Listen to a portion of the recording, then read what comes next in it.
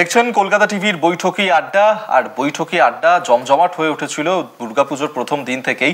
সপ্তমী, অষ্টমী, নবমী পেরিয়ে আজকে আমরা রয়েছি দশমীতে। কিছুটা হলেও মনটা একটু খারাপ, আরো একটা বছর আমাদেরকে অপেক্ষা করতে হবে এই দিনগুলো ফিরে পাওয়ার জন্য আর কলকাতা টিভির বৈঠকি আড্ডাতেও ফিরে আসার জন্য। তবে আজকে যেটুকু সময় রয়েছে আমাদের কাছে, সেই সময়টুকু আমরা চুটিয়ে আনন্দ করব আমাদের শিল্পীদের সঙ্গে।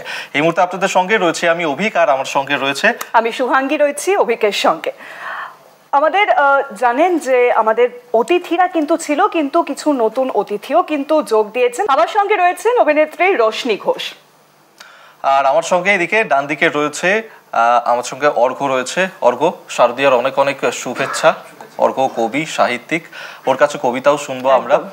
আর আমাদের এই যে কলকাতা টিভির বৈঠকি আড্ডাটা, এই 4 দিন ধরে আমরা যে এত সুন্দরভাবে সাজিয়ে উঠতে পেরেছি, আমাদের যারা অতিথি শিল্পীরা এসেছিলেন তাদের হাতে যে আমরা গিফট তুলে দিতে পেরেছি শুভাঙ্গী, তাদেরকে একটু ধন্যবাদ জানাই। একদম।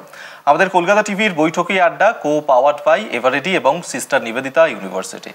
Gift sponsored by Lal Baba rice, পাশাপাশি অ্যাশিওর হোম অ্যাপ্লায়েন্সেস এবং বেনারসি নিকেতন।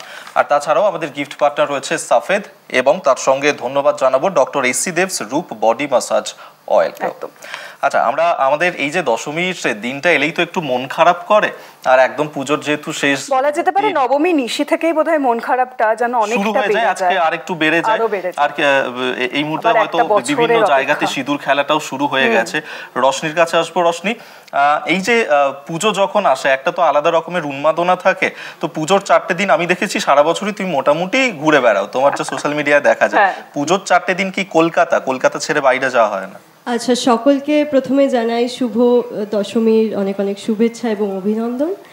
আর হ্যাঁ, মানে পুজোর 4টে দিন ঘুরে বেড়ানোটা কিন্তু কলকাতাতে, মানে পুজো মানে আমার কাছে আর যাই হয়ে যাক না কেন আমি কলকাতায় থাকবো, কারণ 4টে দিন ছুটি পাই শুটিং থেকে। পঞ্চমী অবধি আমাদের শুটিং চলে এবং পঞ্চমীর রাত থেকে স্টুডিও থেকে বেরিয়েই প্রথমে সকলে আগে ঠাকুর দেখতে যায়, যে মায়ের মুখ দর্শন করে শুরু করি পুজো। তারপর তো ওই আজকে দশমী, সিঁদুর খেলা, তারপর ঘরে ঘরে বিজয়া দশমীর যে মিষ্টির থালা পৌঁছে যায়, বড়দের প্রণাম করা, নাড়ু, এইগুলো চলবে, এগুলো ছাড়া চলবে না। দশমীর দিন বাড়িতে স্পেশাল লাঞ্চ কি হয়? দশমীতে লাঞ্চটা বলতে গেলে সকলে মিলে হয় আর কি, মানে আমরা জয়েন্ট ফ্যামিলিতে মানুষ আমি, কিন্তু এই মুহূর্তে আর সেটা হয়ে ওঠে না। জয়েন্ট ফ্যামিলি সকলে ছড়িয়ে ছিটিয়ে চারিদিকে, তো পুজোতে যেহেতু সকলে আসে তো দশমীতে লাঞ্চটা একসাথে হয় এবং বাইরে থেকে আনানো হয়। সেদিন আমরা বাড়ির বড়দের বলি যে তোমরা আজকে থামো, ছোটরা আমরা অর্ডার দিচ্ছি বাইরে থেকে, সকলে মিলে একসাথে বসে খাবো। অর্ঘ্য, এই যে পুজোর 4টে দিন আমরা কাটাই, কলকাতায় পুজোর একটা আলাদা ভাইবস রয়েছে না, যেটাকে ছেড়ে মনে হয় বাইরে কোথাও যাবো না এই 4টে দিন? না, ডেফিনেটলি কলকাতা ছেড়ে পুজোর কয়েকদিন বাইরে যাই না। তবে আমি কলকাতা থেকেই পিওরলি, এটা বলাটা একটু ভুল, আমি একটুখানি কলকাতার বাইরেরই মানুষ। আর আমরা যারা ধরুন কলেজে পড়াই তার পাশাপাশি নানান কাজকর্মের সাথে যুক্ত, এই 4-5 দিন আমাদের কাছে একটা আত্মদর্শনের সময় বলতে পারেন, বা আরেকটুখানি যদি এইসব আবরণ সরিয়ে দিয়ে বলি তাহলে ল্যাদ খাবার সময়। তো চূড়ান্ত ল্যাদ খাই, সমস্ত পেন্ডিং এক্সট্রা কারিকুলার অ্যাক্টিভিটি যা পেন্ডিং থাকে সেগুলোকে কমপ্লিট করি, বইয়ের ম্যানুস্ক্রিপ্টে হাত দিই। আর তুমি তো এত ভালো লেখো, এত ভালো আবৃত্তি করো, পাশাপাশি তাহলে তো পুজো বার্ষিকী একটা বোধহয় মেন অ্যাট্রাকশন। আমার একটা সমস্যা হচ্ছে, ছোটবেলা থেকেই ওই ভিড়ের বাইরে থাকবো ভেবে আমি কখনো নিজে থেকে কোনো পত্রিকায় লেখা পাঠাইনি। আচ্ছা, বেশ কিছু পত্রপত্রিকা তারা লেখা চায়, তাদেরকে লেখা পাঠাই। আর আমি নিজে বিশ্বাস করি যে আমি আমার জন্য লিখি, আমি কারোর জন্য লিখি না। বা আমার যেহেতু লিখে পেট চলে না বা সংসার চলে না, বা ওটার জন্য একটা আলাদা আছে ব্যবস্থা, তাই আমি খুব একটা ওরি না। আমি মনের আনন্দে লিখি। আমার 3টে লিরিক্স নিয়ে ভূমি কাজ করেছে, ওনারা পছন্দ করেছেন, ওনারা নিয়েছেন। সেটা কি হয়েছে, লোকজন অ্যাকসেপ্ট করেছে শুনেছি। ওই একটা পোস্ট করতে সোশ্যাল মিডিয়ায় ওনারা বলেছিলেন, ওইটা করেছি, ওই পর্যন্ত। আপাতভাবে দেখলে মনে হবে যে ভীষণ নিরাসক্ত ব্যাপার, তা নয়। আমি আসলে আমাতে আসক্ত, আমি নিজের প্রতি ভীষণভাবে আসক্ত, এবং নিজেকে সময় দিতে এবং আমার ফ্যামিলির বাড়ির যে লোকজন তাদেরকে যে সারা বছরে যা সময় দিতে পারি না, এই 4টে দিন একদম পুষিয়ে দেওয়া তাদের, এবং পরবর্তীতে ভাইফোঁটা পর্যন্ত যে একটা দীর্ঘ সময়, এই সময়টা মোটামুটি ল্যাদ খেয়ে আর কেটে যায় এই দিন। অর্ঘ্য, তাহলে নতুন লেখা কি পড়া হয়? নতুন লেখা নিশ্চয়ই, নতুন লেখা তো পড়তেই হবে, না হলে আপডেটেড থাকবে কি করে। এবং সেটা আমার পড়ানোর সূত্রেই আমাকে পড়তে হয় সারা বছর। আর আমাদের এখানকার লেখালেখি গান বাজনা তার পাশাপাশি বাইরের কিছু লেখালেখি চেষ্টা করি প্রত্যেক বছর নতুন নতুন কিছু একটা নতুন ল্যাঙ্গুয়েজের একটা মানে ট্রান্সলেশন পড়তে, সো দ্যাট তারা কিভাবে কাজ করছে, তা কিভাবে এগোচ্ছে বিশ্ব সংস্কৃতি সাহিত্য, সেইটা বোঝার জন্যে এইগুলোই করে থাকি সাধারণত। একদম। আর বিশ্বাস করি নকশিকাতা জড়িয়ে পায় বাউল ফেরে রাস্তা পায়, যায় ছুটে যায় তন্দালুতা, স্বপ্ন সকাল যায় হারিয়ে। তাই খুব একটা স্বপ্ন নিয়ে আগামীকাল এইটা করবো, পরশুদিন এইটা ভাববো ভাবি না, দুদিনের একটা প্ল্যান করে রাখি যে আগামীকাল যদি ঘুম থেকে উঠি তাহলে এটা করবো, হ্যাঁ, আর যদি না উঠি তাহলে তো মানে এক কথায় তুমি আজকে বাঁচো। আমি মুহূর্তে বাঁচি। এরকমই আড্ডা তো আমাদের চলতে থাকবে। আর এই মুহূর্তে আরাত্রিকাও রয়েছে, সঞ্জিনীদিও আমাদের সঙ্গে রয়েছে। এই আড্ডার মধ্যে আমরা আরাত্রিকার আগে গান শুনবো। আমি প্রথম থেকে আজকে স্বর্ণযুগের প্রচুর গান আমি গেয়েছি, তো এবার একটুখানি নতুন গানে যাওয়া যাক। নিশ্চয়ই। শ্রেয়া ঘোষালের গাওয়া এবং সপ্তক সানাইয়ের সুরে ও বারিশের লিরিক্স। সপ্তককে আমরা কালকেই পেয়েছিলাম, আমাদের এই আড্ডাতেও এসেছিল। ওনার সামনে শোনাতে পারলে আরো ভালো লাগতো।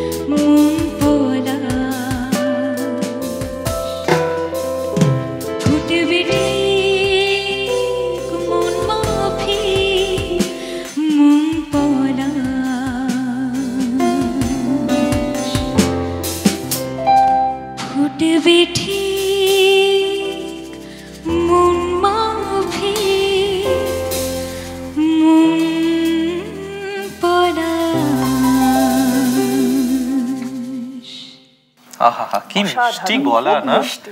এত বাচ্চা একটা মেয়ে কিন্তু কি মিষ্টি, অসাধারণ গাইলে তুমি। কার কাছে গান শেখা হয়? আমি পণ্ডিত নিহার রঞ্জন বন্দ্যোপাধ্যায়ের কাছে শিখছি, বিষ্ণুপুরী ঘরানায় তালিম নিচ্ছি। আহা খুব অসাধারণ সুন্দর, অসাধারণ। অসাধারণ। সিঞ্জিনিদি আমাদের সঙ্গে রয়েছে হ্যাঁ। এরপর। সিঞ্জিনিদির কাছে, একটা সিঞ্জিনিদি তো গান শুনতে তোমার এই তোমার কাছে। পুজোটা ঠিক কিভাবে কাটে, এই পুজোর 4টে দিন? বাড়ির পুজো থাকে, একটু মাইকের কাছে বলতে হবে। হ্যাঁ হ্যাঁ, মানে বাড়ির পুজো থাকে। তোমার বাড়িতে পুজো হয়? আমার নিজের বাড়িতে না, আমি বলছিলাম একটু আগে গল্প করতে করতে যে মাসির বাড়ি এবং সোনারপুরের মামার বাড়ি, এই দুটো বাড়িতে ছোট থেকে পুজো। তো আমরা একদম ছোট থেকে ব্যাগ ট্যাগ নিয়ে বেঁধে টেঁধে একবারে চলেই যেতাম। তো এই সময়টা মায়ের খুব কড়া ইনস্ট্রাকশন থাকতো যে এই সময় কিন্তু কোনো কাজ চলবে না। মানে আমি একটা সময় দীর্ঘ বছর চাকরির সাথে গান দুটোকে বলতে পারো সাংঘাতিকভাবে লড়াই করে ব্যালেন্স করেছি, এবং বলা থাকতো অফিসের কিন্তু কোনো অ্যাসাইনমেন্ট নেওয়া যাবে না, আর গানের নিলে একটি দিন তুমি অবশ্যই মায়ের কাছে অঞ্জলি দেওয়ার মতো একটি অনুষ্ঠান কর, বাকি সব দিন বাড়ি।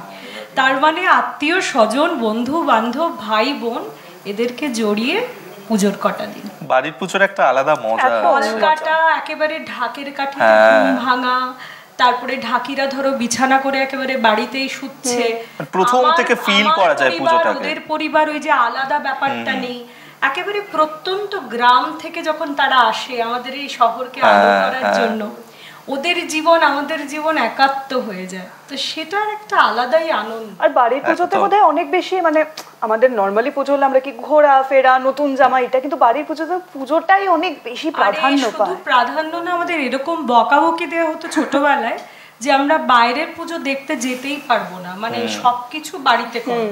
আর বাইরে বিদেশেও যে বন্ধু বান্ধব বলো, আত্মীয়রা থাকেন, এই সময় টানে ছুটে আসেন কলকাতায়, একটু মায়ের মুখ দর্শন, একটু কলকাতার মাটির গন্ধ, তো এইসব নিয়েই পুজো। আজকে আমরা দশমীর বিকেলে রয়েছি, তোমার কাছে কি গান শুনবো? হ্যাঁ, আসলে পুজোর মানে আমরা একটু আগে অনেক আড্ডা দিই, কিন্তু তার আগে আমাদের গিফট, এগুলো তো দিয়ে গিফট গুলো দিয়ে দিই চটপট। কি কি রয়েছে সিঞ্জিনিদির জন্য?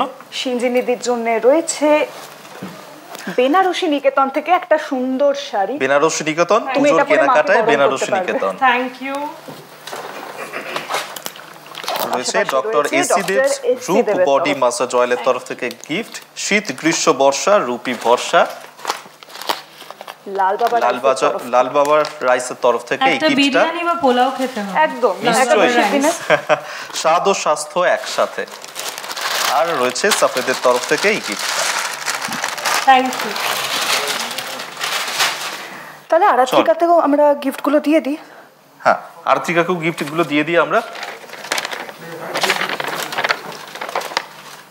আরাত্রিকার জন্য রয়েছে কি কি রয়েছে? বেনারসি নিকেতনের তরফ থেকে বেনারসি নিকেতন পুজোর এই কেনাকাটি বেনারসি নিকেতনে। এটাও পাশাপাশি তোমার রয়েছে সাফেদের তরফ সফেদ, থেকে উন্নত gift সফেদ, তোমার এখন জন্য। স্মার্ট শক্তির সঙ্গে। Doctor SC Debs Roop body massage অয়েলের তরফ থেকে এই গিফটটা তোমার জন্য। শীত গ্রীষ্ম বর্ষা রূপী ভরসা। আর রয়েছে অ্যাশিওরের তরফ থেকে এটা। Assure home appliances, moving the world together.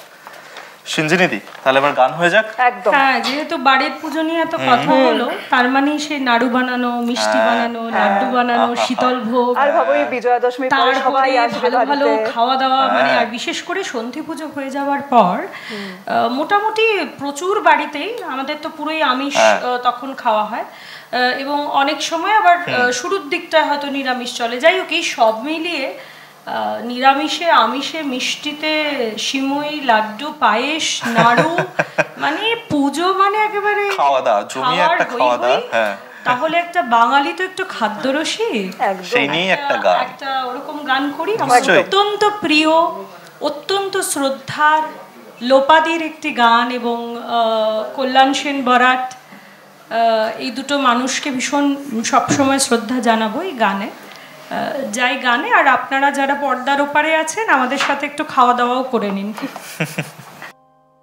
বাংলায় আমার সরষে ইলিশ, চিংড়ি কচিলাও,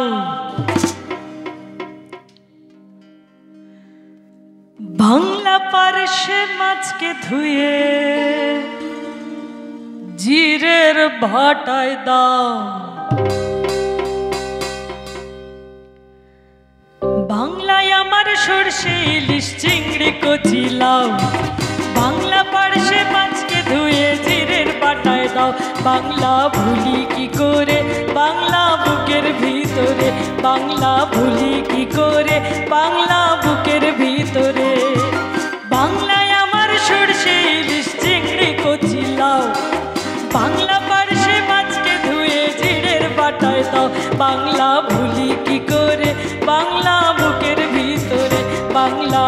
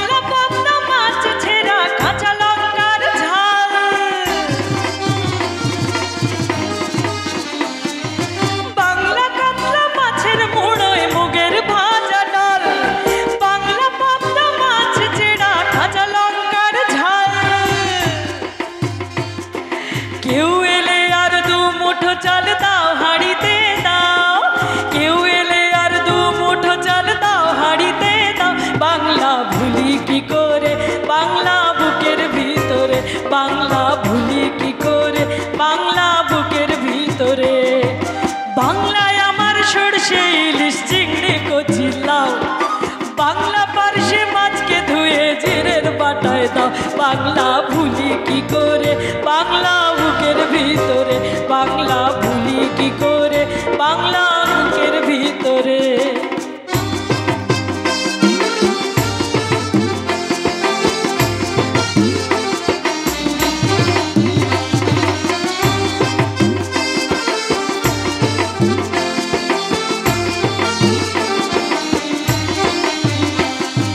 শীতের ভোরের বেওরা পুকুর টুসু গানের শাড়ি নতুন জালের ভাপা পিঠে চাকলি আহামরি সরু চাকলি আহামরি শীতের ভোরের বেওরা পুকুর টুসু গানের শাড়ি নতুন জালের ভাপা পিঠে চাকলি আহামরি সরু চাকলি আহামরি বাংলা এদের লাড্ডু বানায় আবছা ভরে ওঠা বাংলা কিশোর ভাইয়ের ছোট্ট বোনের ফোঁটা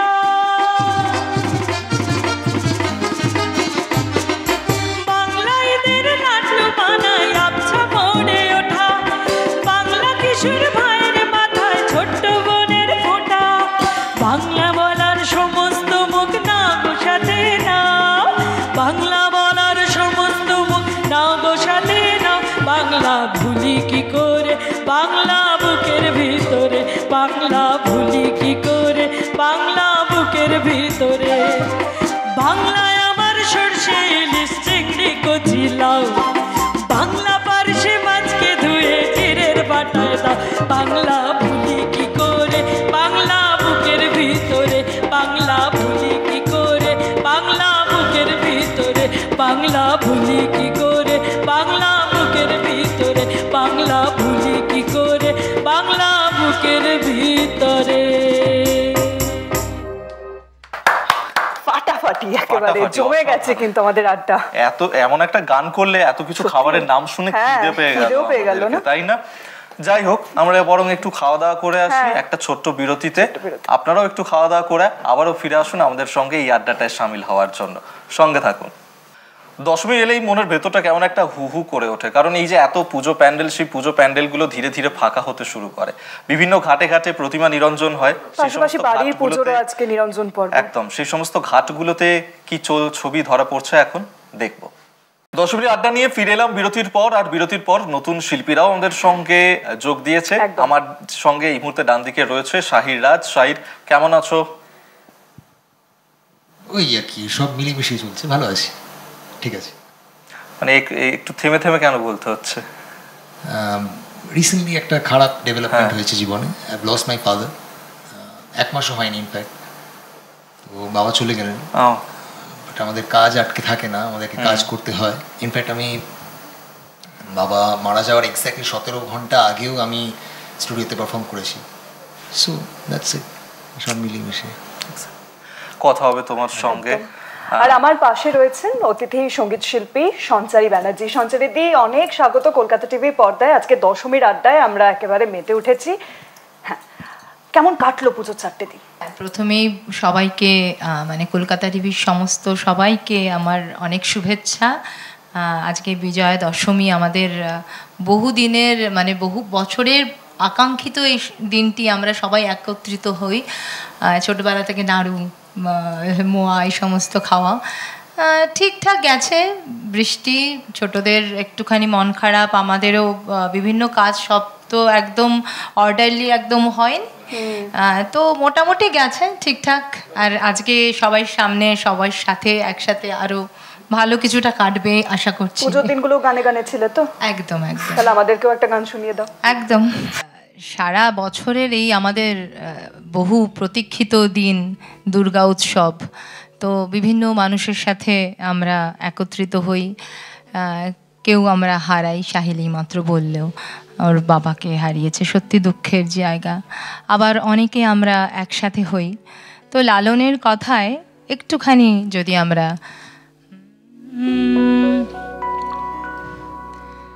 মিলন হবে কত দিনে, ও মিলন হবে কত দিনে, আমার মনের মানুষেরও সনে, আমার মনের মানুষেরও সনে।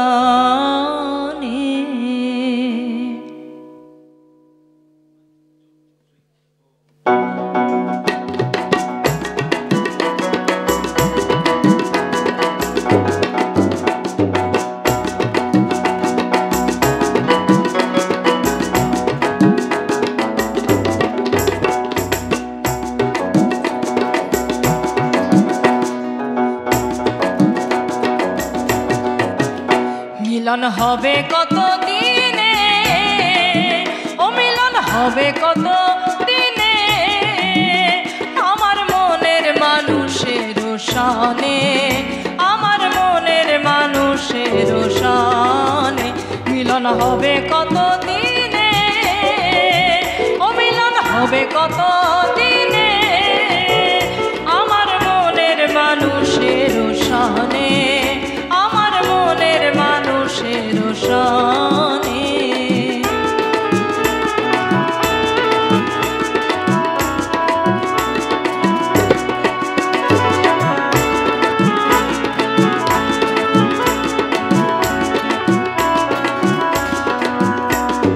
চাতক প্রায় হরনিশি, চেয়ে আছে কালো শশী, আরে চাতক প্রায় হরনিশি, চেয়ে আছে কালো শশী।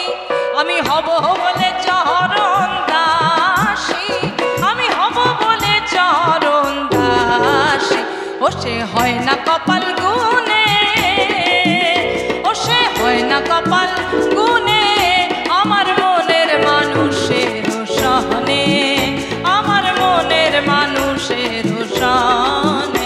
মিলন হবে কত দিনে, ও মিলন হবে কত দিনে, আমার মনের মানুষের সহনে, আমার মনের মানুষের সহনে।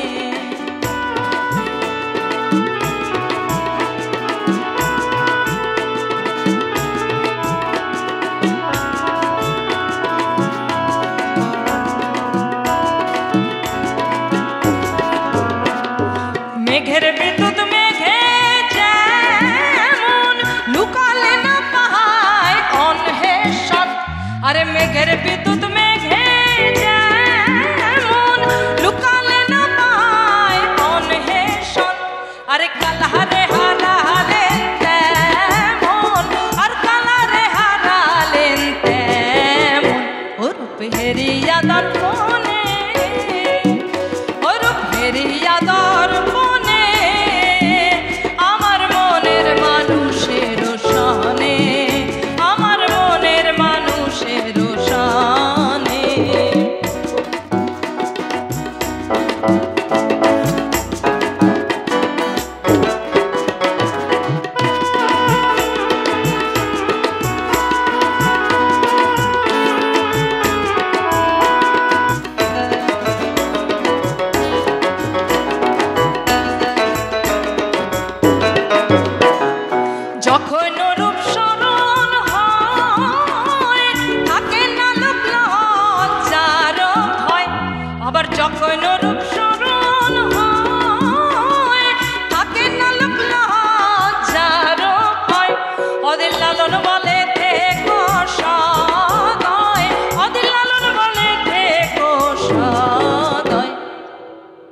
ও প্রেম যে করে সে জানে, ও প্রেম যে করে সে জানে, আমার মনের মানুষের সহনে, আমার মনের মানুষের সহনে মিলন হবে কত দিনে, ও মিলন হবে কত দিনে, আমার মনের মানুষের সহনে, আমার মনের মানুষের সহনে, আমার মনের মানুষের সহনে, আমার মনের মানুষের সহনে, আমার মনের মানুষের সহনে,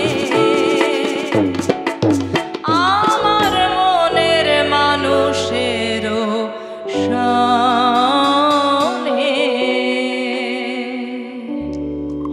ফাটিয়ে, দুর্দান্ত দুর্দান্ত।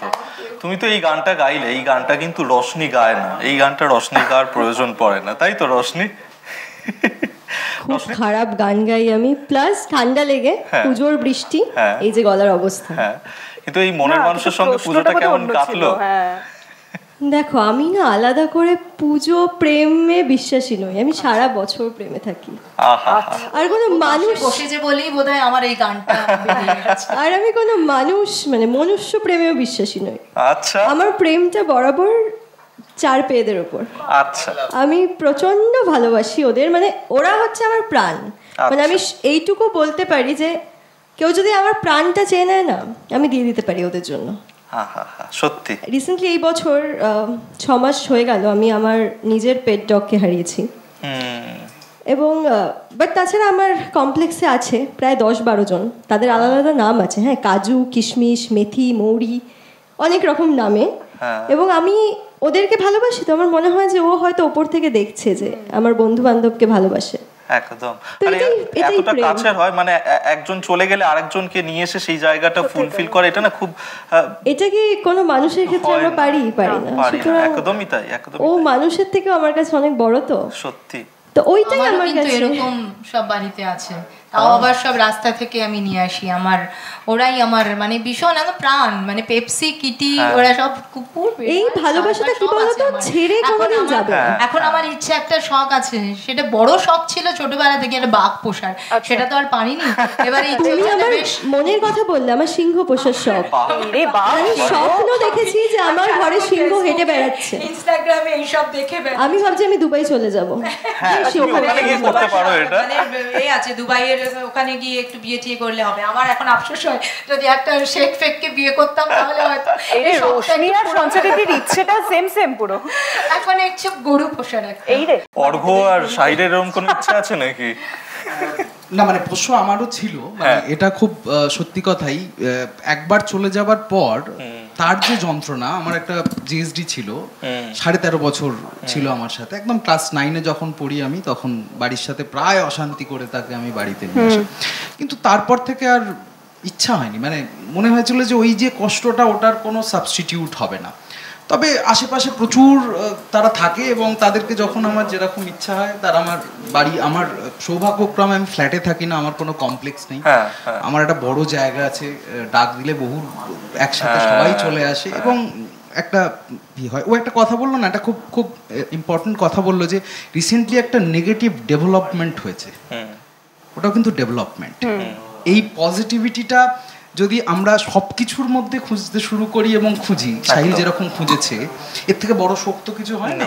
তারপরে ওটাকেও যখন ডেভেলপমেন্ট বলছি, এটা কিন্তু আসলেই ডেভেলপ, একটা শেষ, আসলে একটা নতুন শুরু। রশনির নিজের যে পোষ্য যে ছিল, তাকে হারানোর পরে ওর কাছে আরো অনেক অপশনস, অনেক ছেলে মেয়ে ওর কাছে চলে এসেছে, যাদেরকে নিয়েও থাকছে। আমি এইভাবে ভেবেছি এবং এইভাবে আছি। সাহিল কিভাবে ভাবে?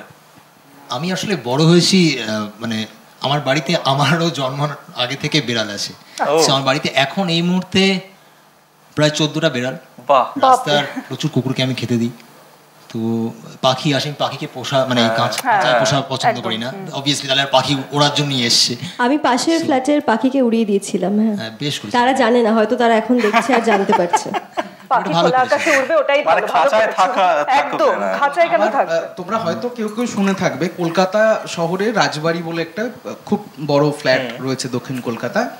সেখানে একজন বিখ্যাত কবি থাকেন, তার মেয়ের এরকম বিড়াল পোষার শখ। তো সেই বিড়ালটি একদিন বেরিয়ে গিয়ে পাশের ফ্ল্যাটে কারোর ফ্ল্যাটে ঢুকে যায় এবং স্বাভাবিকভাবেই তারা যেরকম খেলা করার ছলে কিছু জিনিস নষ্ট করে। সেটা থানা, পুলিশ, কোর্ট কেস পর্যন্ত হয়। আমরা যেমন এখানে 4 জন রয়েছি, প্রায় একই রকম ভাবনা চিন্তা করি, বিপরীত ভাবনা চিন্তার মানুষও কিন্তু প্রচুর। যেদিন এই সংখ্যাটা বেড়ে যাবে সেই দিন আমাদেরকে আলাদা করে আর চিন্তা হবে না, আমরা ওই ভিড়ের মধ্যে থাকি। ঠিক এখানেই একটা কথা বলার, মানে উনি যেটা বললেন আমি এটা আপনাকে বলবো, এই যে আপনি বললেন যে ওদের জন্য আমি প্রাণ দিয়ে দিতে পারি, আসলে আপনার প্রাণটা কিন্তু দরকার এবং ওই বেঁচে থাকাটাই কঠিন। নিশ্চয়ই নিশ্চয়ই ওদের জন্য প্রাণ দেওয়া নয়, বরং প্রাণটাকে রেখে দিতে হবে, নিজের যত্ন করতে হবে যাতে আমি ওদের যত্ন করতে পারি। এটা আমি বাড়িতেও মানে এখনো মাকে বলছি, কারণ আমার যে একটা ব্যক্তিগত ঘটনা যাই হয়েছে, এবার সেই অবস্থা থেকে আমি মাকেও বারবার বলছি যে এতগুলো বেড়াল আছে, এত রাস্তার কুকুর, এবার সবার দিকে মানে আমরা এটা করতে পারি না যে আমার একটা, অবশ্য আমার একটা ওই যে বললাম নেগেটিভ ডেভেলপমেন্ট, আমার জীবনে একটা খারাপ ঘটনা ঘটেছে মানে আমি এতগুলো প্রাণকে মানে তাদের জীবন বিপন্ন করতে পারি না। ঠিক কথা, কাজ করেই যেতে হবে, করে যেতে হবে। আর মানুষের ভবিষ্যতের অনেক ইচ্ছে থাকে, যে কেউ বিয়ে করবে, কেউ এটা করবে, ওটা করবে, অনেক কিছু। হ্যাঁ, আমার একটা ইচ্ছে ঘোরা, যেটা তুমি আমায় বলেছো।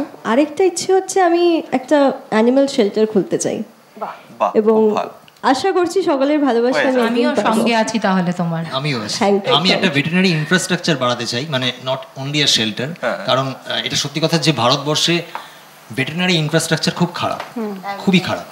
সেটা কিছু কিছু জায়গাতে 1-2 ইনস্টিটিউশনের মাধ্যমে ভালো কাজ হয়, বাট এটা বোধহয় আমি আগেও কোথাও এটা বলেছিলাম কোনো ইন্টারভিউতে, যে এটা খুব কালেকটিভ হওয়া উচিত।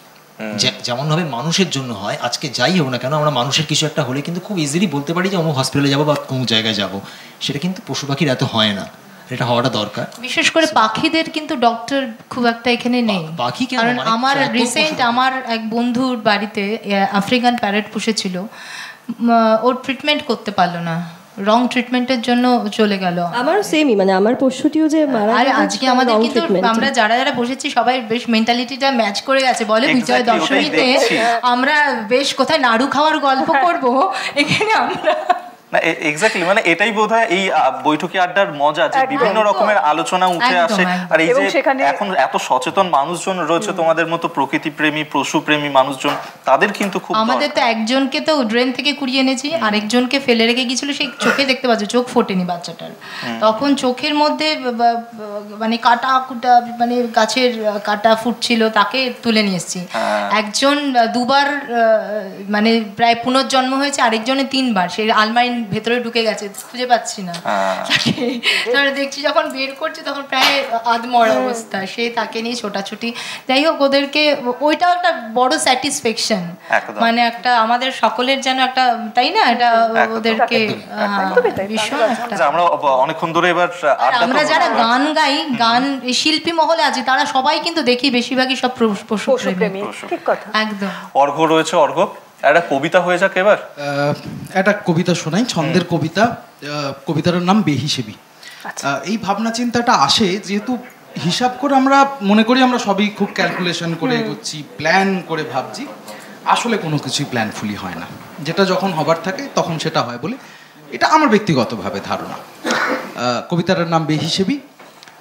প্রশ্ন হয়ে ভিড় জমায় প্রেম, সাজিয়ে তোলে বেত ফলের নীল, চোখ এঁকেছি ধ্রুপদী কৌশলে, শব্দগুলো সাজিয়ে তিল তিল, অনন্ত এ জীবন্ত জিজ্ঞাসা, পথের দেরি ঋণের বোঝা বয়ে, হঠাৎ যদি ক্লান্ত হয়ে পড়ি, চাউনি তোর সরাইখানা হয়ে জুড়িয়ে দেবে জমাট বাঁধা গ্লানি, নামিয়ে এনে শ্রাবণ চোখে মুখে, আবছায়া রাত নিথর চোখে জাগি, বালিশ নিয়ে বিষাদ মাখা সুখে, চমক লেগে ঘুম ভেঙে মাঝরাতে, ও মেয়ে তুই হতেও পারিস ছবি, চোখেতে তোর কবিতা থাক লেগে, তখন আমি হতেও পারি কবি, কবিতা বলে আঁচলা ভরে কবিতা পান করি, কবিতা বেয়ে গড়িয়ে নামে জল, প্রবেশ করি গভীরতম ঠোঁটে, হৃদয়ে জুড়ে গন্ধমুখী ফল, সুষন্ময় আগুন রং শিখা, দহনডাহ উল্কাপাত আনে, অবশেষে পাথর পোড়া ছাই পড়ল এসে কোনখানে কে জানে, ক্লান্ত হয়ে ঘুমিয়ে পড়ে সব, আকাশ মাঠে ঝিমিয়ে আসে রাত, একলা আমি গলদ খুঁজে চলি, সামনে খুলে জীবন ধারাপাত, বেহিসেবির হিসেব মেলে না যে। সেসব কথা কেমন করে বলি, তুই যখন মগ্ন ঘুম ঘোরে তখন আমি মৃত্যু খুঁজে চলি, শব্দ দিয়ে বোঝাতে পারবো না। 37 লাইনের কবিতা, সাধারণত হয় না, আমি আমার বেহিসেবি এটা। আরো একটা পরপর আমি কবিতা শুনতে চাইবো। এই এত ভালো কবিতা বললে আমি একটা কবিতা আমারও মন পোষালো। বেশ একটা ছড়া শোনাই। ভারতবর্ষ, আমাদের ভারতবর্ষ, ইনফ্রাস্ট্রাকচার অনেক কিছু হচ্ছিল তো, কিন্তু আমি আমাদের ভারতবর্ষকে নিয়ে ভীষণভাবে গর্বিত এবং 75 বছর অতিক্রান্ত। কিন্তু তার আগে অর্ঘদা এবং রোশনির জন্য রয়েছে আমাদের গিফট, এবং সেই গিফটগুলো আগে তার আগে গিফটগুলো আমি চটপট করে দিয়ে দিই। আচ্ছা, সফেদের তরফ থেকে এটা রয়েছে অর্ঘ আমার জন্য। সফেদ ডিটারজেন্ট, উন্নত সফেদ, এখন স্মার্ট শক্তির সঙ্গে। Doctor SC দেবস Roop body massage অয়েলের তরফ থেকে ডক্টর এসসি দেব রূপ বডি মাসাজ অয়েল, শীত গ্রীষ্ম বর্ষা রূপী ভরসা। আর অ্যাশিওরের তরফ থেকে এই গিফটটা তোমার জন্য। Assure home appliances, moving the world together. হ্যাঁ, রোশনিকে এবার গিফটগুলো দিয়ে দিই। নিশ্চয়ই। রোশনির জন্য রয়েছে বেনারসি নিকেতনের থেকে একটা সুন্দর শাড়ি। বেনারসি নিকেতন, পুজোর কেনাকাটায় বেনারসি নিকেতন। সফেদের তরফ থেকে একটা গিফট হ্যাম্পার, পাশাপাশি অ্যাশিওরের তরফ থেকেও gift, Assure home appliance, moving the world together. আর রয়েছে doctor SC দেবস Roop body massage অয়েলের তরফ থেকে গিফট, শীত গ্রীষ্ম বর্ষা রূপী ভরসা। অর্ঘ ভারতবর্ষ, আমার ভারতবর্ষ, আমাদের ভারতবর্ষ, আমাদের গর্বের ভারতবর্ষ, এবং ভারতবর্ষ আত্মা তো নারী আত্মা, মায়ের আত্মা। সেই নিয়ে একটা ছড়াই 75-এর ছড়া। 75-এ কেমন আছো আমার ভারতবর্ষ? বুলেট বুকে লড়ছে কারা সীমন্তে দুর্ধর্ষ? লড়াই কারায় লাগায় মাগো, যুদ্ধ কেন হয়? সাধারণের পেটে লাথি, তোমার আমার নয়। কয়েক কোটি লুঠের টাকায় কাদের উদর পূর্তি? স্বাধীন দেশে গান বাজছে রঙিন প্রতিমূর্তি, কাদা মাখা মানুষগুলোর চোখের কোণে জল। 75-এর স্বাধীনতার এই বুঝি সুফল? ফুটপাতে কাল মাঝরাতে মা সাফেদ পাজামা, ফুটপাতে কাল মাঝরাতে মা সাফেদ পাজামা, সুভাষবাবুর ভারতবর্ষে বাজছে দামামা। উঠল বেজে ভেপু এবং উঠল তেরঙ্গা, কোথায় আমি মুখ লুকোবো নগ্ন ও নাঙ্গা? দেশের রাজা ঠান্ডা ঘরে বক্তৃতা দিন রাজ, দেশের রাজা ঠান্ডা ঘরে বক্তৃতা দিন রাত, নাঙ্গা ছেড়ে চোখের জলে মাখছে নুনার ভাত। এদেশ আমার স্বদেশ ভূমি, তোমার জন্মদিন, ঋণের দায়ে অন্নদাতা মরছে প্রতিদিন। কুলিকামিন বস্তিবাসী ওষ্ঠে জয়ের ধ্বনি, রাষ্ট্র ছড়ায় অমৃত আজ অন্ধকারে খনি। শহীদ বেদি ফুলমালার বৃথাই পাতার সাজ, কবে মাগো ফিরবে বলো শ্রমিক কৃষক রাজ? 75-এর মাগো তোমায় তোমায় প্রণাম করি, জানো মাগো স্বপ্নে তোমায় মনের মতো গড়ি। সবার হাতে কাজ সে দেশে, সবার মুখে ভাত, যন্ত্রণা নেই স্বপ্নে কাটে 2 প্রহরের রাত। সেই সকালের অপেক্ষাতেই রোজ সকালে উঠি, সবার হাতে আসবে ঠিকই দিন বদলের চিঠি।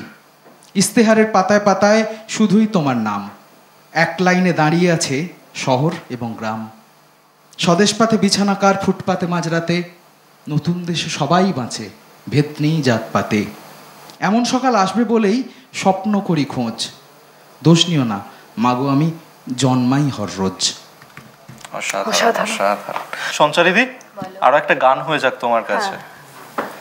এটা একটা খুব মজার গান, কথাগুলো একটু মন দিয়ে শুনো, দেখবো খুব মজার। বেশ দুর্গা মা এসছেন তার 4 ছেলে মেয়েকে নিয়ে, তো শিবের কি অবস্থা হচ্ছে, তো সেইটাই আর কি শিব তার নন্দীকে বলছে। এটা কনভারসেশন গম্ভীরা। এটা একটা শিব বলছেন, আমার সুখের কপাল রে, ওরে আমার সুখের কপাল ভেঙে গেল, দুঃখে তো আর প্রাণ বাসে না। ও নন্দী আর রব না কৈলাসে, চল রে নন্দী যাই অন্য দেশে।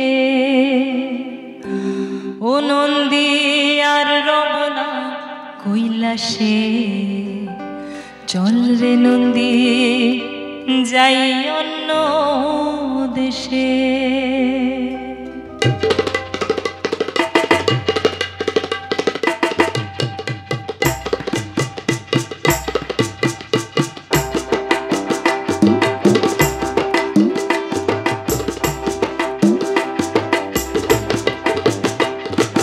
সুখের কপাল ভেঙে গেল, দুঃখে তো আর প্রাণ বাসে না।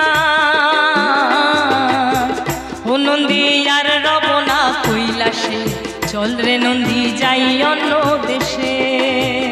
ও নন্দী আর রব না কৈলাসে, চল রে নন্দী যাই অন্য দেশে। ও নন্দী রে, নন্দী রে, ও নন্দী রে, নন্দী রে। দুর্গার বাহনের ডরে পশু আমার রয় না ঘরে, কার্তিকের বাহনের দায় সর্প আমায় ধইরা খায়। গণেশের বাহনের বুটি কাটিয়া করে কুটি কুটি, পাগ ছাড়টা নিয়া নেয় কাঁদে। আরে খেদাইলো খেদাইলো ওরা তিন মায় পুতে নন্দীরে। আর রব না কৈলাসে, চল রে নন্দী যাই অন্য দেশে। ও নন্দী আর রব না কৈলাসে, চল রে নন্দী যাই অন্য দেশে।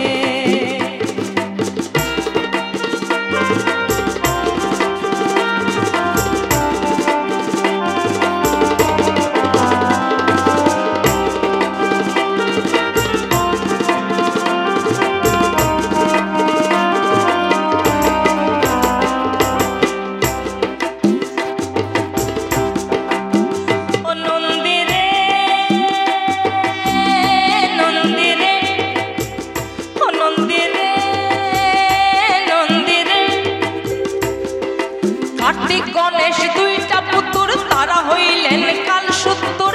পিতা বলে জ্ঞান করে না, সদাই মোরে দেয় যন্ত্রণা। গৌরীর মাথায় ঝাঁঝর কেশান, আমার মাথায় জটা। গৌরীর পিন্দন পাট পিতম্বর, আমি থাকি ন্যাংটা নন্দীরে। আর রব না কৈলাসে, চল রে নন্দী যাই অন্য দেশে। ও নন্দী আর রব না কৈলাসে, চল রে নন্দী যাই অন্য দেশে। ও নন্দী আর রব না কৈলাসে, চল রে নন্দী যাই অন্য দেশে। ও নন্দী আর রব না কৈলাসে, আর রব না কৈলাসে, আর রব না কৈলাসে। চল রে নন্দী যাই অন্য দেশে।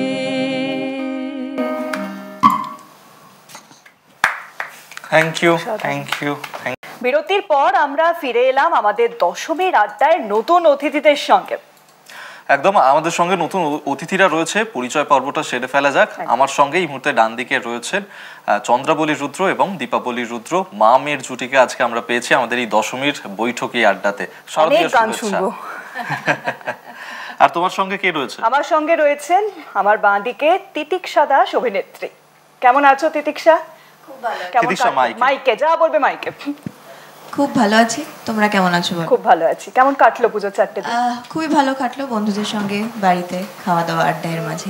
সারাটা বছর তো মোটামুটি কাজের ওপরেই চলে যাচ্ছে, পুজোর 4টে দিন কি ল্যাদ খাও নাকি ঠাকুর দেখা হয়? ঠাকুর দেখা সত্যিই হয় না, কারণ আমি খুব একটা ভিড় নিতে পারি না। তো আমি যতটা পারি চেষ্টা করি বন্ধুদের সঙ্গে দেখার। বাট হ্যাঁ, ওই 4টে দিন যেহেতু বাড়িতে ফাঁকা, একদম একা নিজের মতন, তো আমি ওটাই এনজয় করার চেষ্টা করি। তিতিক্ষা কি খুব ইন্ট্রোভার্ট? একটু বলতে পারি, হ্যাঁ। অ্যাম্বিভার্ট? হ্যাঁ হ্যাঁ, এক্সট্রোভার্ট তো একেবারেই না। শাহির কেমন লাগছে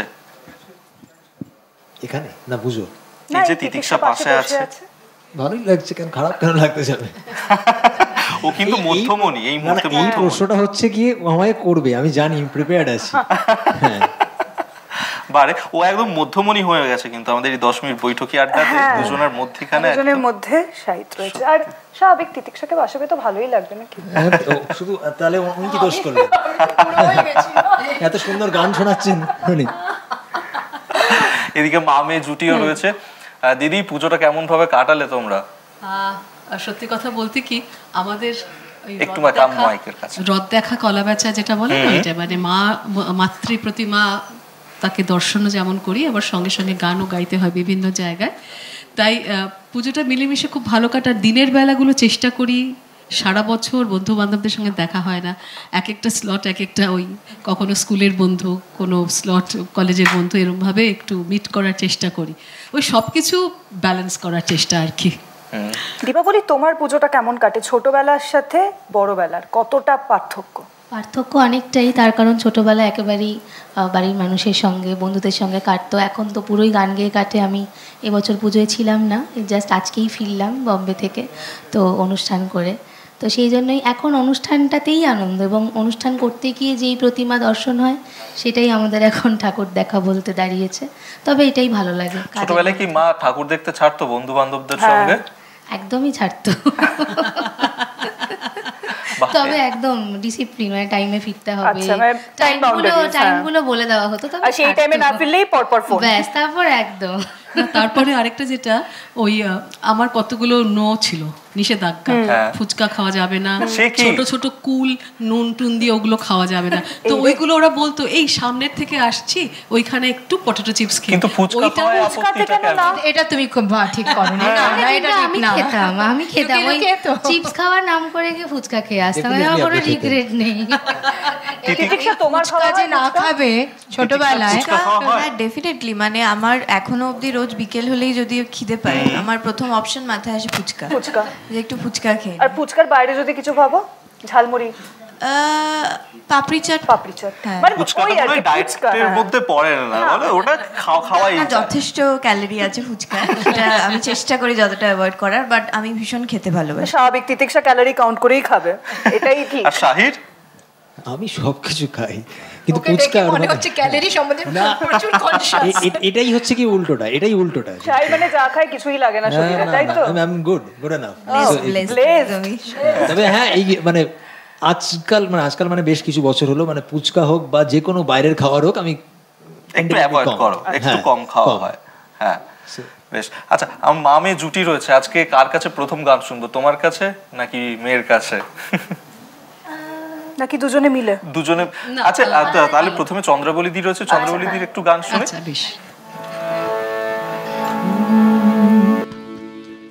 ওমা দনুজ তলনি মহাশক্তি, নম অনন্ত কল্যাণ দাত্রী। ওমা দনুজ তলনি মহাশক্তি, নম অনন্ত কল্যাণ দাত্রী। পরমেশ্বরী জগদম্বিকা, চরাচর বিশ্ববিধাত্রী, নম অনন্ত কল্যাণ দাত্রী। সর্বদেব দেবী তেজময়ী, অশিব অকল্যাণ অসুর জয়ী। দশভুজা তুমি মা ভীত জনতারিণী, দশভুজা তুমি মা ভীত জনতারিণী। জননী জগত ধাত্রী, নম অনন্ত কল্যাণ দাত্রী। ওমা দনুজ তলনি মহাশক্তি, নম অনন্ত কল্যাণ দাত্রী।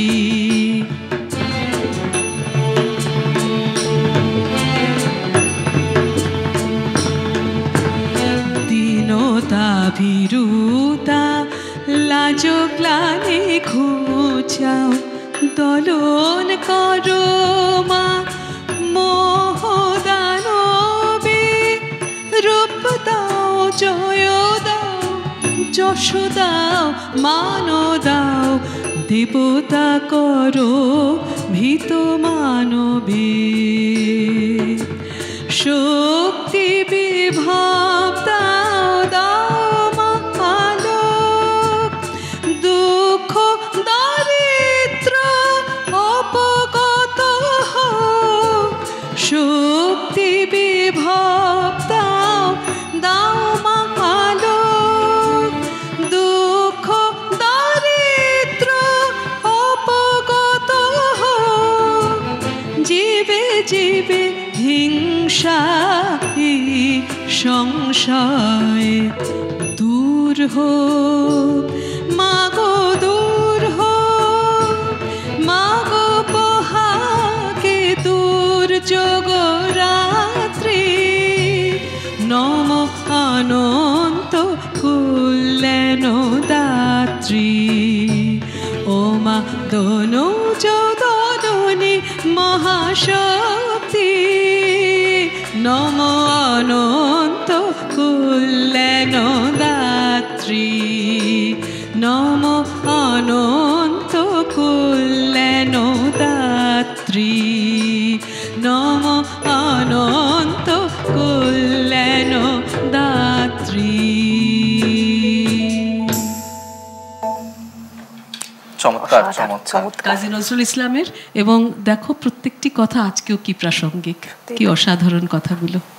তো গানে গল্পে আজকের এই দশমীর আড্ডা জমে উঠেছে। আমাদের সঙ্গে শিল্পীরাও রয়েছে, তিতিক্ষা রয়েছে। তিতিক্ষার কাছে জানবো, তিতিক্ষা এই যে পুজো এলে তো একটা সময় পুজো বার্ষিকীগুলো আসতো, আমি যেটা করতাম মানে আমার যেহেতু ফ্যাশনে অনেকটা ইন্টারেস্ট ছিল, এসে প্রথমে গল্পগুলো তো পড়তাম কিন্তু এই ফ্যাশনের দিকে বেশি চোখ যেত।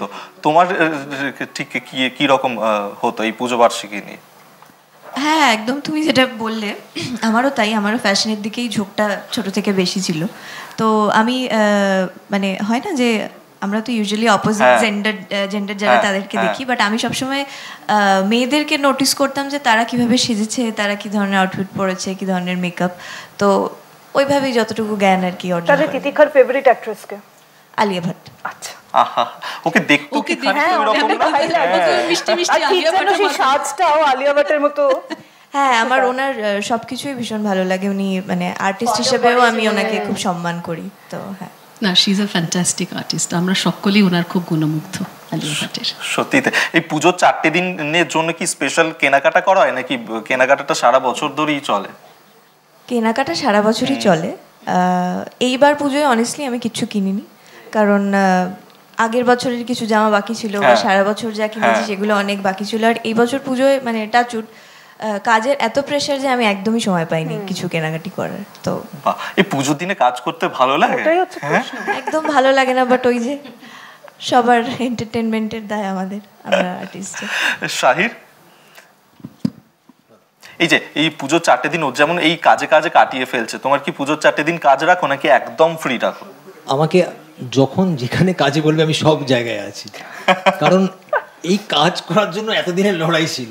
যখন কাজ আমি পাচ্ছি তখন আমার কাছে মানে অপশনস নেই। কলকাতা টিভির বৈঠকি আড্ডাতে তো প্রত্যেক বছরই আমি পাচ্ছি, এই একটা দিন তো চাই, বাকি দিনগুলো বন্ধু বান্ধব। আমার প্রত্যেকটা জিনিসে মানে যতক্ষণ এখানে আছি, এই যে একটা কথা বললো যে সবার এন্টারটেনমেন্টের দায় আমাদের, কোথাও না কোথাও আমার নিজেকে ভালো রাখার দায়টাও আমার, আর এটাই আমাকে ভালো রাখে। কিন্তু এই যে আমরা একটু আগে ডিসকাস করছিলাম, সো আমি একটা ফ্যাক্ট এখানে একটু বলে দিচ্ছি, কারণ ওনারা নতুন এসেছে। রিসেন্টলি 3 তারিখ আমার বাবা চলে যান। আচ্ছা আচ্ছা, আই লস্ট মাই ফাদার। তার 17 ঘন্টা আগে আমি একটা ছবির ডাবিংয়ে স্টুডিওতে, আমি জানি যে হসপিটালে এক্স্যাক্টলি কি হচ্ছে এই মুহূর্তে, আর বেশি সময় নেই, মানে এতগুলো বছরের মেমোরি, বেশি সময় নেই আমি জানি, কিন্তু আমাকে ওই মুহূর্তে ওটা করতে হচ্ছে। এবং মানে এটা খুব টাফ শিল্পীদের কাছে। আমার কাছে খুব টাফ লাগেনি, কারণ আমি ওই জোনটাতে অনেকদিন আগে চলে এসেছি, যে যখন একটা ক্যারেক্টারে আমি ঢুকছি তখন আমি আর শাহির নেই, মানে ক্যারেক্টারটা আমি কমিটেড। সো এবার যাই হোক, আমি আমার কাজটা করে দিয়ে চলে যাই, বাকি তো যা যা পরের বিষয়। সো এর পরেও কিন্তু মানে মানে বাবা চলে যাওয়ার পরে ইমিডিয়েট, এখনো 1 মাস হয়নি ইনফ্যাক্ট, ইমিডিয়েট তারপরেও আমাকে অন্য কাজ করতে হচ্ছে। আমার সোশ্যাল মিডিয়া দেখলে দেখা যাবে যে আমি বিভিন্ন কাজের অ্যানাউন্সমেন্ট করতে হচ্ছে, বিভিন্ন ভিডিও করতে হচ্ছে, যেটা হয় আমাদের। অ্যাকচুয়ালি শোক করার সময় আমরা পাই না, আমরা যারা এন্টারটেনমেন্ট জগতে রয়েছি। শোক করার জন্য যে টাইমটা দরকার এক একটা সময় মনে হয় সেটাও নেই। আবার তোমার মতো অভিজ্ঞতা ঠিক আমারও আছে, মানে আমার বাবা ভেন্টিলেশনে, বৈদ্যবাটিতে অনুষ্ঠান, আমি যাব না, আমার কর্তার কাছে ফোন এসছে যে ওনাকে পাঠাতেই হবে, কারণ আমরা টিকিট বিক্রি করেছি, আমাকে মানে আমাদের দায়বদ্ধতা, মানে মার খেয়ে যাবো, মিথ্যা লোক। তার চেয়েও বড় ব্যাপার, অত টেনশনের মুহূর্তে স্টেজে উঠে সেই হাসি মুখে নিজেকে পরিবেশন করে। তবে কি জানো তো, এটা আমি জানি না, এটা বোধহয় এত বছরের একটা প্র্যাকটিস, এই মাইক্রোফোনটা সামনে পড়লে তখন মাইক্রোফোন আমি আর ওই অডিয়েন্স এছাড়া কিছুই থাকে না, সব ব্ল্যাঙ্ক হয়ে যায়, সব কিছু মুছে যায়। আমি এক্স্যাক্টলি এটাই বলছিলাম, ভালোবাসা, কাজটার প্রতি ভালোবাসা আর কমিটমেন্ট আমাদের একটা থাকে, সেটা সত্যি। কোথাও কি শুভাঙ্গী দেখো, মানে আজকে আমরা দশমীতে রয়েছি, মা চলে যাওয়ার একটা শোক আমাদের মধ্যে রয়েছে, আর কোথাও গিয়ে ওনারাও যে নিজেদের প্রিয়জনের এই বিয়োগ হয়েছে সেই শোক, কোথাও গিয়ে দুটোই যেন মিলেমিশে একাকার এই দশমীতে। বাট আবারও এই জায়গাটাতে একটা কথা আমিই বলছি, আবার আমিই বলছি, আমি মানে খুব সবাইকে মানে শোকে এই মুহূর্তে ঠেলে দেবো না কথাগুলো দিয়ে। ইটস ভেরি ইম্পর্টেন্ট যে আমাদের জানার যে কোনো কিছু আটকে থাকে না, এগিয়ে যেতে হবে, আটকে থাকা উচিত নয়। সো যেমন উনি কথাটা বললেন, যে কারণে আমি বললাম ওই মুহূর্তে স্টুডিওতে গিয়ে কিন্তু আমার কোথাও আমি খুব একটা মানে খুব মানে বিচলিত হই না কিন্তু, কারণ আমি জানি যে আমাকে আমার কাজটা করতে হবে, তাহলে অনেক কিছু চলবে। আমরা একটু আগে পশু পাখির কথা বলছিলাম, অ্যাট দ্য সেম টাইম আমার সামনে শুটিং আছে, অনেক লোক হয়তো বুঝবে না, আমাকে অনেক লোক প্রশ্নও করেছে, আমাদের কিছু রীতি থাকে তাই জন্য প্রশ্ন করেছে, কিরে তুই চুল কাটবি না? না, আমি চুল কাটতে পারবো না, তার কারণটা হচ্ছে কি আমি যদি চুল কাটি আমার শুটিংটা বন্ধ হয়ে যাবে। সো আমি আমার বাড়ির একটা অঘটনের জন্য এতগুলো লোকের জীবন, তাদের টাকা পয়সা সবকিছুকে আমি বিপন্ন করতে পারি না। সো এটা আমাদের কাজ, এই যে হাসিটা ধরে রাখা, ইটস ভেরি ইম্পর্টেন্ট। এই হাসিটা কিন্তু মানে ওইটা মানে দ্যাটস মানে, আর আমার মনে হয় যে আমরা যারা আর্টিস্ট যে ফিল্ডে যে কাজ করছে, অভিনয় করছে, আমিও করছি, যারা গান গাইছেন সবার কথাই আমি বলছি, কোন জায়গাটা মেনলি আমাদের টেস্ট করে বলুন তো? যে মুহূর্তে আসলে আমরা করতে পারবো না, বা নর্মালি দেখা যাবে যে এই মুহূর্তে বোধহয় ও করতে পারবে না, এই মুহূর্তে তারা হবে না কাজটা, ওইটাই হচ্ছে মুহূর্ত, ওটাই হচ্ছে মুহূর্ত আপনাকে টেস্ট করার। ওনারা কত ইজিলি বলে দিলেন যে ওনাদের ওই মুহূর্তে দাঁড়িয়ে কিছু ফিল হয়নি যে লাইফে কি চলছে, বাট আমি জানি না আমি এখন ওই জায়গাটায় পৌঁছেছি কিনা। মানে আমি এখনো অবধি অনেকটাই ব্লেসড এবং প্রিভিলেজড বলতে পারি, বাট এরকম কোনো জায়গা আমার জীবনে আসার পর আমি জানি না আমি আমার প্রফেশনালি কতটা ওনাদের মতন ওটা হ্যান্ডেল করতে পারবো। আমি সত্যি মানে যদি জিজ্ঞেস করি যে তিতিক্ষা কি খুব সেনসিটিভ, ইমোশনাল, নাকি কন্ট্রোল করতে জানে ইমোশনটাকে? আমি ভীষণ সেনসিটিভ, ছোট ছোট বিষয়ে আমি কেঁদে ফেলি, কিন্তু কন্ট্রোল করতে পারি বলতে সেটা বাইরে কেউ বুঝতে পারবে না, বাট তার মানে এই নয় যে আমি ইমোশনাল। যা চলে নিজের ভেতরে চলে, কিন্তু প্রচন্ড চলে, বাইরে থেকে বোঝা যায় না সেটা। সেটাই তো অ্যাক্ট্রেসদের বোধ হয়, মানে দ্যাটস ইট। মানে I guess you are prepared, মানে ওই জায়গাটাতেই মানে যেটা নিয়ে আমরা কথা বলছিলাম, মানে আমরাও কিন্তু মানে এরকম নয় যে আমি ইমোশনাল নই। হ্যাঁ না একদমই, বাট মানে ইমোশনাল হওয়ার পরও তোমরা যেটা প্রফেশনালি হ্যান্ডেল করেছো, আমি জানি না সেটার জন্য আমি রেডি কিনা। এক্স্যাক্টলি। আশা করি সেই সিচুয়েশনে তোমাকে পড়তে না হয়, যেমন চলছে ভালোভাবে তেমন ভাবেই চলুক। আচ্ছা, এরপর তোমার কাছে একটা গান শুনি সঞ্চারিদি। আড্ডা তো হলো, কি শোনাবে এবার? কি শোনাবে বলো? একটা একটু কি তরঙ্গের কিছু। হ্যাঁ হ্যাঁ একদম। এখনো সেই বৃন্দাবনে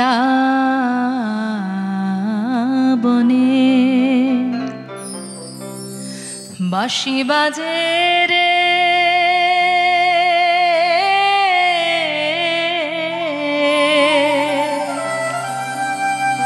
সেই বাঁশির সুরে বনে বনে, বাঁশির সুরে বনে বনে ময়ূর নাচে রে। হরে কৃষ্ণ কৃষ্ণ কৃষ্ণ হরে হরে, হরে রাম রাম রাম রাম হরে হরে, হরে কৃষ্ণ কৃষ্ণ কৃষ্ণ হরে হরে, হরে রাম রাম রাম রাম হরে হরে।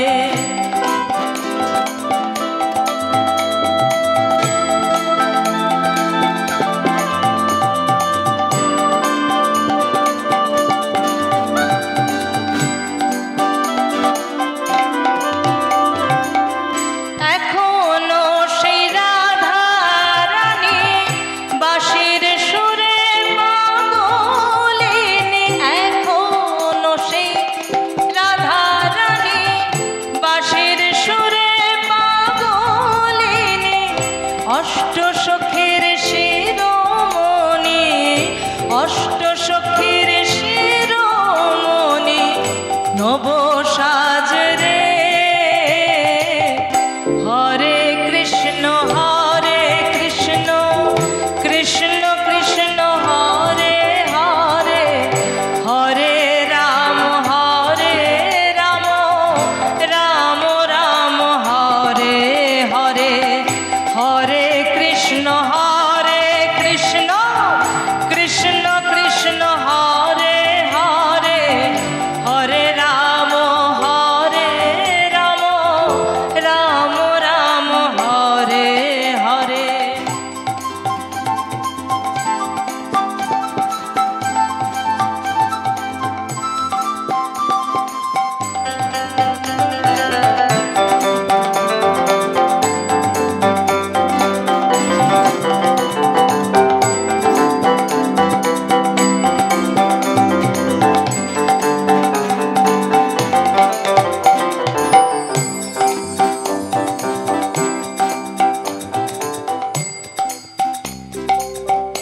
আশা ছিল মনে মনে, যাব আমি বৃন্দাবনে। আশা ছিল মনে মনে, যাব আমি বৃন্দাবনে। ভবা পাগলা রহে বাঁধনে, ভবা পাগলা রহে বাঁধনে, ভবা পাগলা রহে বাঁধনে। মায়ার কাছে রে, হরে কৃষ্ণ কৃষ্ণ কৃষ্ণ কৃষ্ণ হরে হরে, হরে রাম রাম রাম রাম হরে হরে, হরে কৃষ্ণ কৃষ্ণ কৃষ্ণ কৃষ্ণ হরে হরে, হরে রাম রাম রাম রাম হরে হরে, হরে কৃষ্ণ কৃষ্ণ কৃষ্ণ কৃষ্ণ হরে হরে, হরে রাম রাম রাম রাম হরে হরে, হরে কৃষ্ণ কৃষ্ণ কৃষ্ণ কৃষ্ণ হরে হরে, হরে রাম রাম রাম রাম হরে হরে। হরে বল হরে বল হরে বল হরে বল, হরে বল হরে বল হরে বল, হরে বল হরে বল হরে বল হরে বল হরে বল। হরি হরায় নম কৃষ্ণ যাদবায় নম, যাদবায় মাধবায় কেশবায় নম। হরি হরায় নম কৃষ্ণ যাদবায় নম, যাদবায় মাধবায় কেশবায় নম। গোপাল গোবিন্দ রাম শ্রী মধুসূদন, গোপাল গোবিন্দ রাম শ্রী মধুসূদন। গিরিধারী গোপীনাথ মদন মোহন। হরি হরায় নম কৃষ্ণ যাদবায় নম, যাদবায় মাধবায় কেশবায় নম। হরে বল হরে বল হরে বল হরে বল হরে বল হরে বল হরে বল হরে বল হরে বল হরে বল হরে বল হরে সাধু সাধু সাধু অসাধারণ। এই যে ফ্লেভারটা তুমি দিলে এইখানে স্টুডিওতে বসে মনে হচ্ছিল কোথাও যেন সেই কোনো একটা গ্রামে কীর্তনের আসনে আমরা পৌঁছে গিয়েছি, যেটাই শহরে বসে তো আমরা দেখতে পাই না। আমার যেহেতু মফস্বলে বাড়ি, সেখানে এই ধরনের কীর্তনের আসর এখন আমার বাড়িতেও কিন্তু, তাই না? একদম সেই রকম একটা ফ্লেভার পেলাম। অসাধারণ অসাধারণ। আমি পরপর গান শুনবো, আর আমি এখানে কোনো রেস্ট আনতে চাই না, সোজা চলে যাবো দীপাবলির কাছে। আমি একটু মা দুর্গারই একটি গান গাই। একদম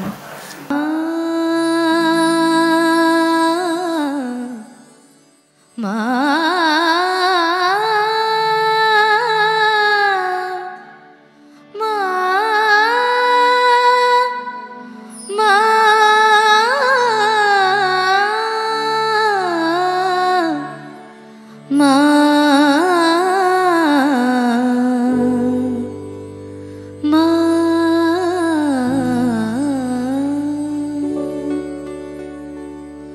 ভুবন মোহিনী মা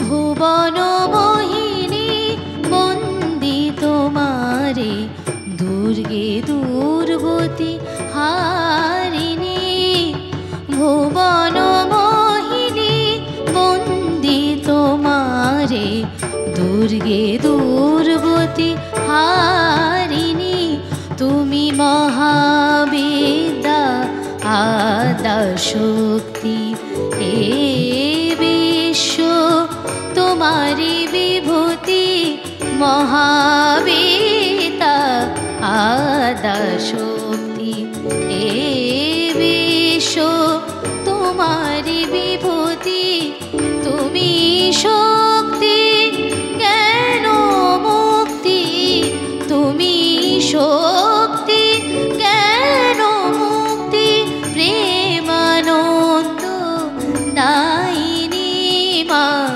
প্রেমানন্দ দায়িনী মা ভুবন মোহিনী মা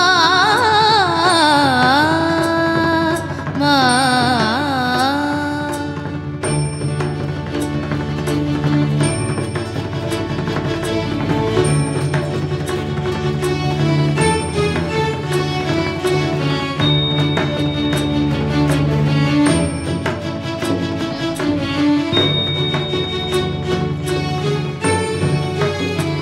তুমি হৈমবতী তুমি অহং নাশিনী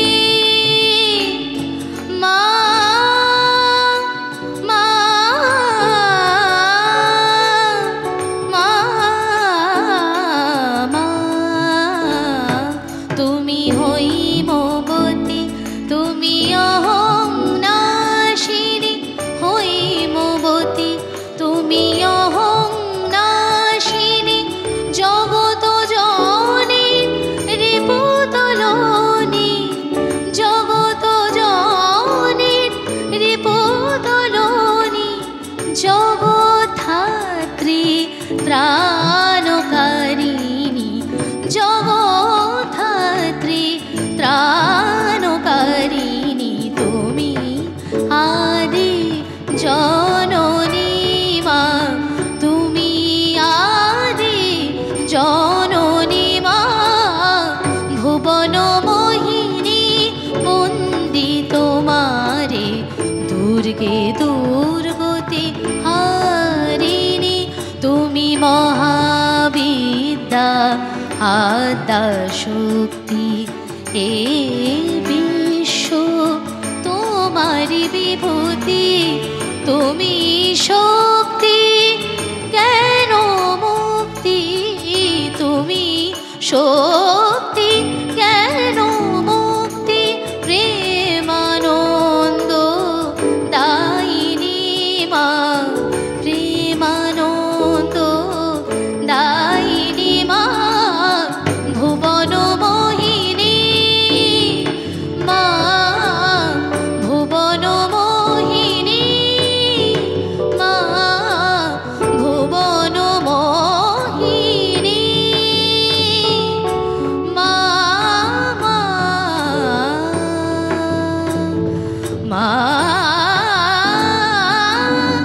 মা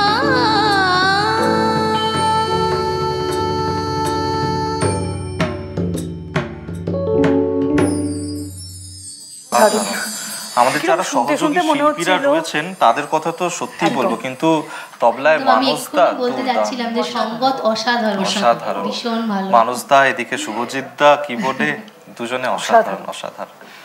যাই হোক, আমাদের আড্ডা তো জমে উঠেছে শুভাঙ্গী, আমাদের সঙ্গে তিতিকাও রয়েছে। তিতিকার কাছে আসি। তিতিকা, এই যে ধরো স্কুল পেরিয়ে এই কলেজের গণ্ডিতে প্রবেশ করা, সেই সময়ের পুজোর একটা তো অন্যরকম চেঞ্জেস হয়। স্কুলে যেমন একটা নিয়ম, বাড়িতেও একটা স্ট্রিক্ট নিয়ম থাকে, কিন্তু কলেজে উঠলে তখন কিছুটা যেন শিথিল হয়, একটু ছাড় পাওয়া যায়। তোমার ক্ষেত্রে কি সেটা হয়েছিল নাকি মা বাবা স্ট্রিক্ট ছিল? আমার স্কুল শেষ করার পরেই আমি কাজের মধ্যে ব্যস্ত হয়ে পড়ি। তো বাট সত্যি কথা বলতে স্কুল যখন চলছিল তখন আমি ডান্সের সাথে যুক্ত ছিলাম। তো পুজোর সময় অনেক আমাদের শোজ থাকতো বাইরে। আমার মা বাবা স্ট্রিক্ট ছিল, বাট কিছু ক্ষেত্রে, মানে সবসময় ওরম তথাকথিত স্ট্রিক্ট নয়। আমাকে কিছু জিনিস বলে দেওয়া হয়েছিল, যে কারোর খারাপ করা যাবে না, একটা লিমিটের বাইরে কোনো কিছুই করা যাবে না। তো সেই জিনিসগুলো কয়েকটা খুব হেলদি একটা বলবো স্ট্রিক্টনেস ছিল আমার মা বাবার মধ্যে। তো তার জন্য আমার মনে হয় আমার অনেকটা হেল্প হয়েছে আমার আপব্রিঙ্গিং। তো হ্যাঁ, পুজো মানেই তো প্রেম, তাই তো নাকি? একদম। তাহলে পুজোর প্রেমের গল্প কি আছে? সেরকম কিছু নেই, কারণ যেটা বললাম পুজো আমার সেরকম কিছু নেই। তেমন কিছু আছে? তেমন কিছু নেই। পুজোটা সবসময় আমার কাজের মধ্যে দিয়েই কেটেছে। আর বন্ধু বান্ধব, মানে কি বলবো, হ্যাঁ তোমার তরফ থেকে নাই থাকতে পারে, কিন্তু অন্যের তরফ থেকে কোনো চিঠি পাওয়া বা স্কুল লাইফে হতো, আমাদের সময় তো বেশি হতো বোধহয়, এখন কমে গেছে বিষয়টা। এই সাইকেল নিয়ে দূরে দাঁড়িয়ে থাকতো কেউ একটা, উঁকি মারা দেখবে বলে ওইটুকু সময়ের জন্য। সেরকম তো কিছু আছে নিশ্চয়ই। হ্যাঁ, সেরকম তো সব মেয়েদের জীবনে, সেটাই শুনতে চাই আমরা। তো স্কুলে আর কিছু না থাকলে ওরা কিন্তু জোর করে বার করবে কিছু না কিছু ভাবে, কিছু না থাকে তাহলে বানিয়ে বানিয়ে বলতে হবে। এক্স্যাক্টলি। হ্যাঁ, না পুজোর সময় ঠিক বলবো না, বাট হ্যাঁ সরস্বতী পুজোর সময় বা নর্মাল দিনগুলো। বাঙালির প্রেম মানে তো সরস্বতী পুজো, ভ্যালেন্টাইন, আমাদের ভ্যালেন্টাইন একদম।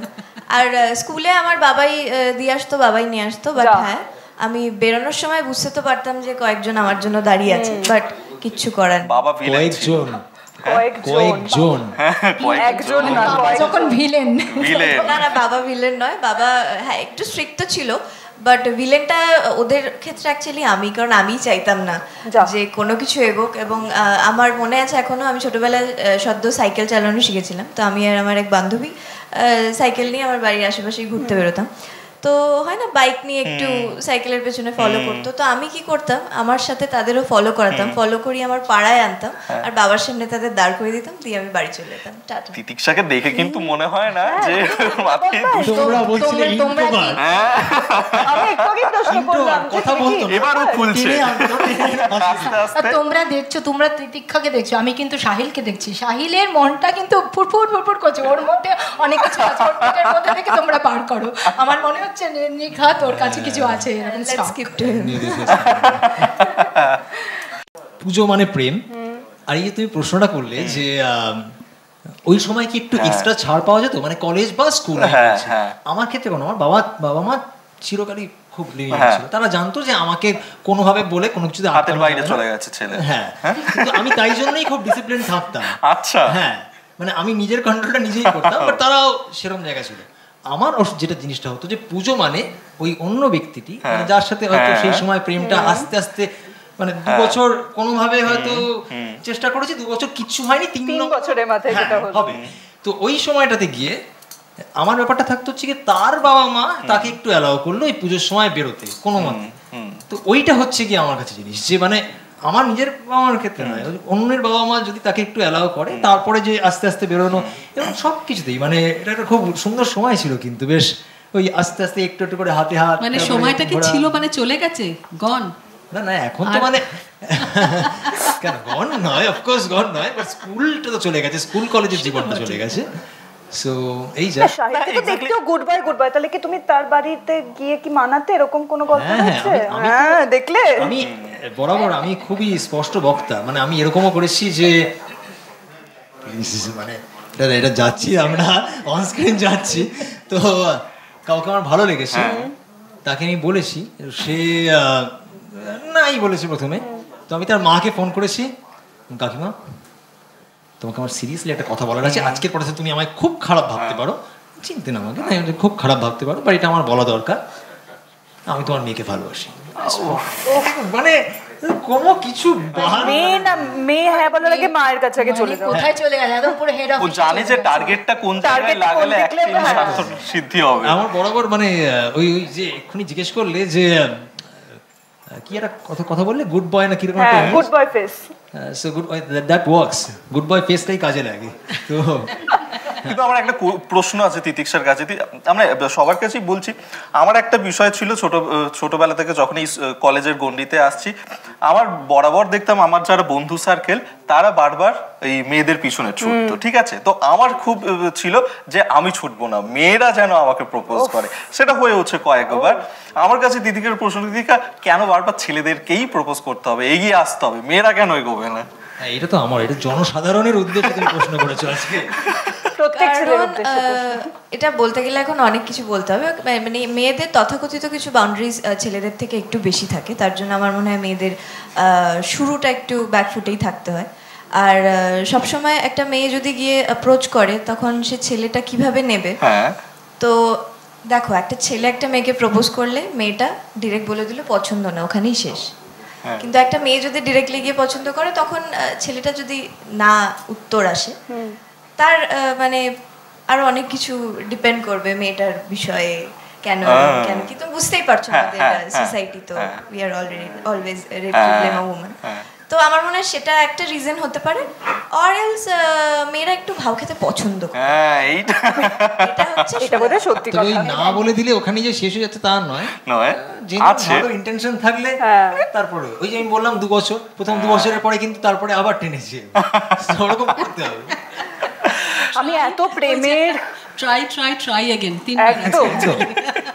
আমি এত প্রেমের গল্প শুনতে শুনতে আমার কিন্তু একটা প্রেমের গান শুনতে খুব মন চাইছে। চন্দ্রাবলীর কাছে আছে নাকি একটা প্রেমের গান? হ্যাঁ, মানে সবাইকে প্রেমের কথা জিজ্ঞেস করে তোমার থেকে প্রেমের গান শুনতে চাইছে। ফুলের কথা শুনে বকুল হাসে, কই তাহার মতো তুমি আমার কথা হাসো না তো। ধরার ধুলিতে যে ফাগুন আসে, কই তাহার মতো তুমি আমার কাছে কবু আসো না তো।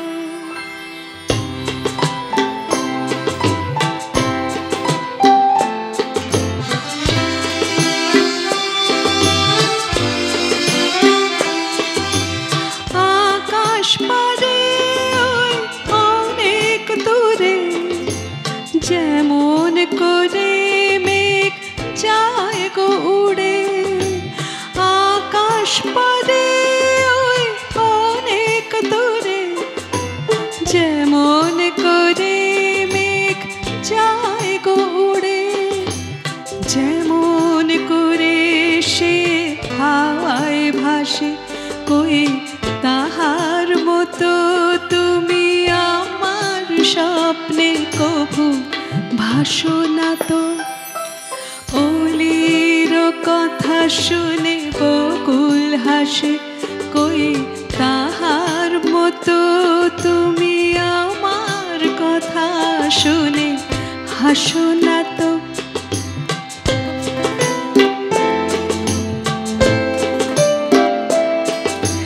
চাঁদের আলোয় রাত যায় যে ভোরে, তাহার মতো তুমি করো না কেন ওগো ধন্য মোরে। চাঁদের আলোয় রাত যায় যে ভোরে, তাহার মতো তুমি করো না কেন ওগো ধন্য মোরে। যেমন করে নিরে একটি পাখি সাথীরে কাছে তার নেয় গোটাকি। যেমন করে নিরে একটি পাখি সাথীরে কাছে তার নেয় গোটাকি। যেমন করে সে ভালোবাসে, কই তাহার মতো তুমি আমায় তবু ভালোবাসো না তো। শুনে বকুল হাসে, কই তাহার মতো তুমি আমার কথা শুনে হাসো না তো। ধরার ধুলিতে যে ভাবন আসে, কই তাহার মতো তুমি আমার কাছে কভু আসো না তো। মিষ্টি হয়ে গেল মুহূর্তটা যেন। চন্দ্রবেলা কি ছোটবেলায় পুজোটাও কি তোমার এই গান বাজনার মধ্যেই কাটতো নাকি? না না, আমি ছোটবেলায় কখনো ভাবিনি যে আমি গান গাইয়া হব আর কি, প্রফেশনালি একজন সিঙ্গার হব। পড়াশুনো করতাম, খুব সিরিয়াস স্টুডেন্ট ছিলাম, আর পাড়ার পুজোয় যেতাম, বাবা ঠাকুর দেখতে নিয়ে যেতেন। আমরা রাত্রিবেলা একটু তাড়াতাড়ি আর্লি ডিনার করে বাবা অনেক ঠাকুর দেখতে নিয়ে যেতেন। সেই স্মৃতিগুলো মনের মধ্যে বড্ড মানে এই সময় ফিরে ফিরে আসে, বড় সুন্দর স্মৃতি। আর এত বাবা নিজে ঠাকুর দেখতে ভালোবাসতেন, ফলে প্রচুর ঠাকুর দেখা হতো। আর আমি যদি দীপাবলির দিকে যাই, ঠিক এই লেগেসিটা ওর জীবনে কেমনভাবে এসছে ও একটু বলুক। এবং ওর একটা ষাঁড়ের ব্যাপারও আছে, ষাঁড়ে সংখ্যা মানে হাফ। যেটা খুব মজার হচ্ছে, আমি আর বাবা ঠাকুর দেখতে বেরোতাম, আর ওই কাউন্টিং মানে কত কাউন্ট হবে। এবার এটা বোধহয় আমাদের স্কুল টাইমে একটা সবার ছিল, বন্ধুদেরকে বলতে হবে দেখলি এটা বিশাল ব্যাপার। আর বাবা ওরকম গাড়ি করে ধরো যাচ্ছি, একটা প্যান্ডেলের হাফ প্রতিমা দেখা যাচ্ছে, ওটাকে হাফ কাউন্ট কর। তারপর অন্য একটা কোনো প্যান্ডেলের সাইডে যে ওই প্যান্ডেলটা তাহলে হাফ, তাহলে একটা এক্সট্রা হয়ে মানে এরকম করে করে কাউন্ট হতো। আর রান রেট বাড়ানোর আরেকটা খুব মজা ছিল। আমাদের সাউদার্ন পার্কে বাড়ি, মানে ঠাকুরিয়া ব্রিজের পাশে, তো সেইখানে ব্রিজের উপর দিয়ে অগণিত ঠাকুর ভাসানে যেতেন। আর আমরা ওইখানে দাঁড়িয়ে ওটা রান রেট বাড়ানোর সব থেকে সহজ উপায়, মানে তাড়াতাড়ি কাউন্টিং হয়ে যাচ্ছে, 1 2 3 4 5 6 7 100 মানে নিমেষের মধ্যে। এটা আমার জীবনে ভীষণ মজার, মানে এই স্মৃতিগুলো একদম অসাধারণ। সেই স্মৃতিগুলো সত্যি কথা। তাই দীপাবলি, তোমার কাছে একটা গান শুনি, কি সুন্দর গান। প্রেমেই আছি, তাহলে প্রেমেই একদম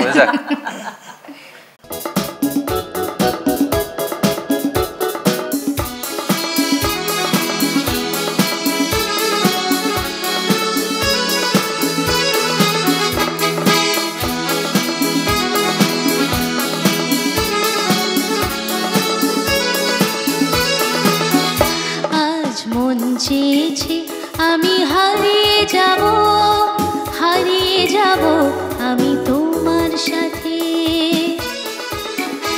আজ মন চেয়েছে আমি হারিয়ে যাব, হারিয়ে যাব আমি তোমার সাথে। সেই অঙ্গীকারের রাখি পরিয়ে দিতে কিছু সময় রেখো তোমার হাতে। আজ মন চেয়েছে আমি হারিয়ে যাব, হারিয়ে যাব আমি তোমার সাথে।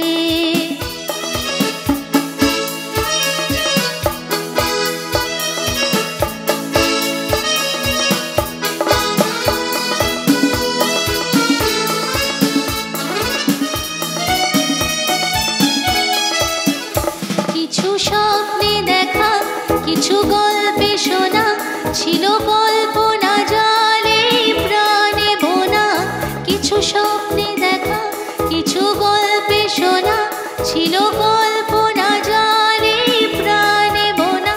তার অনুরাগের রাঙা তুলির ছোঁয়ায় নাও বলে নয়ন পায়।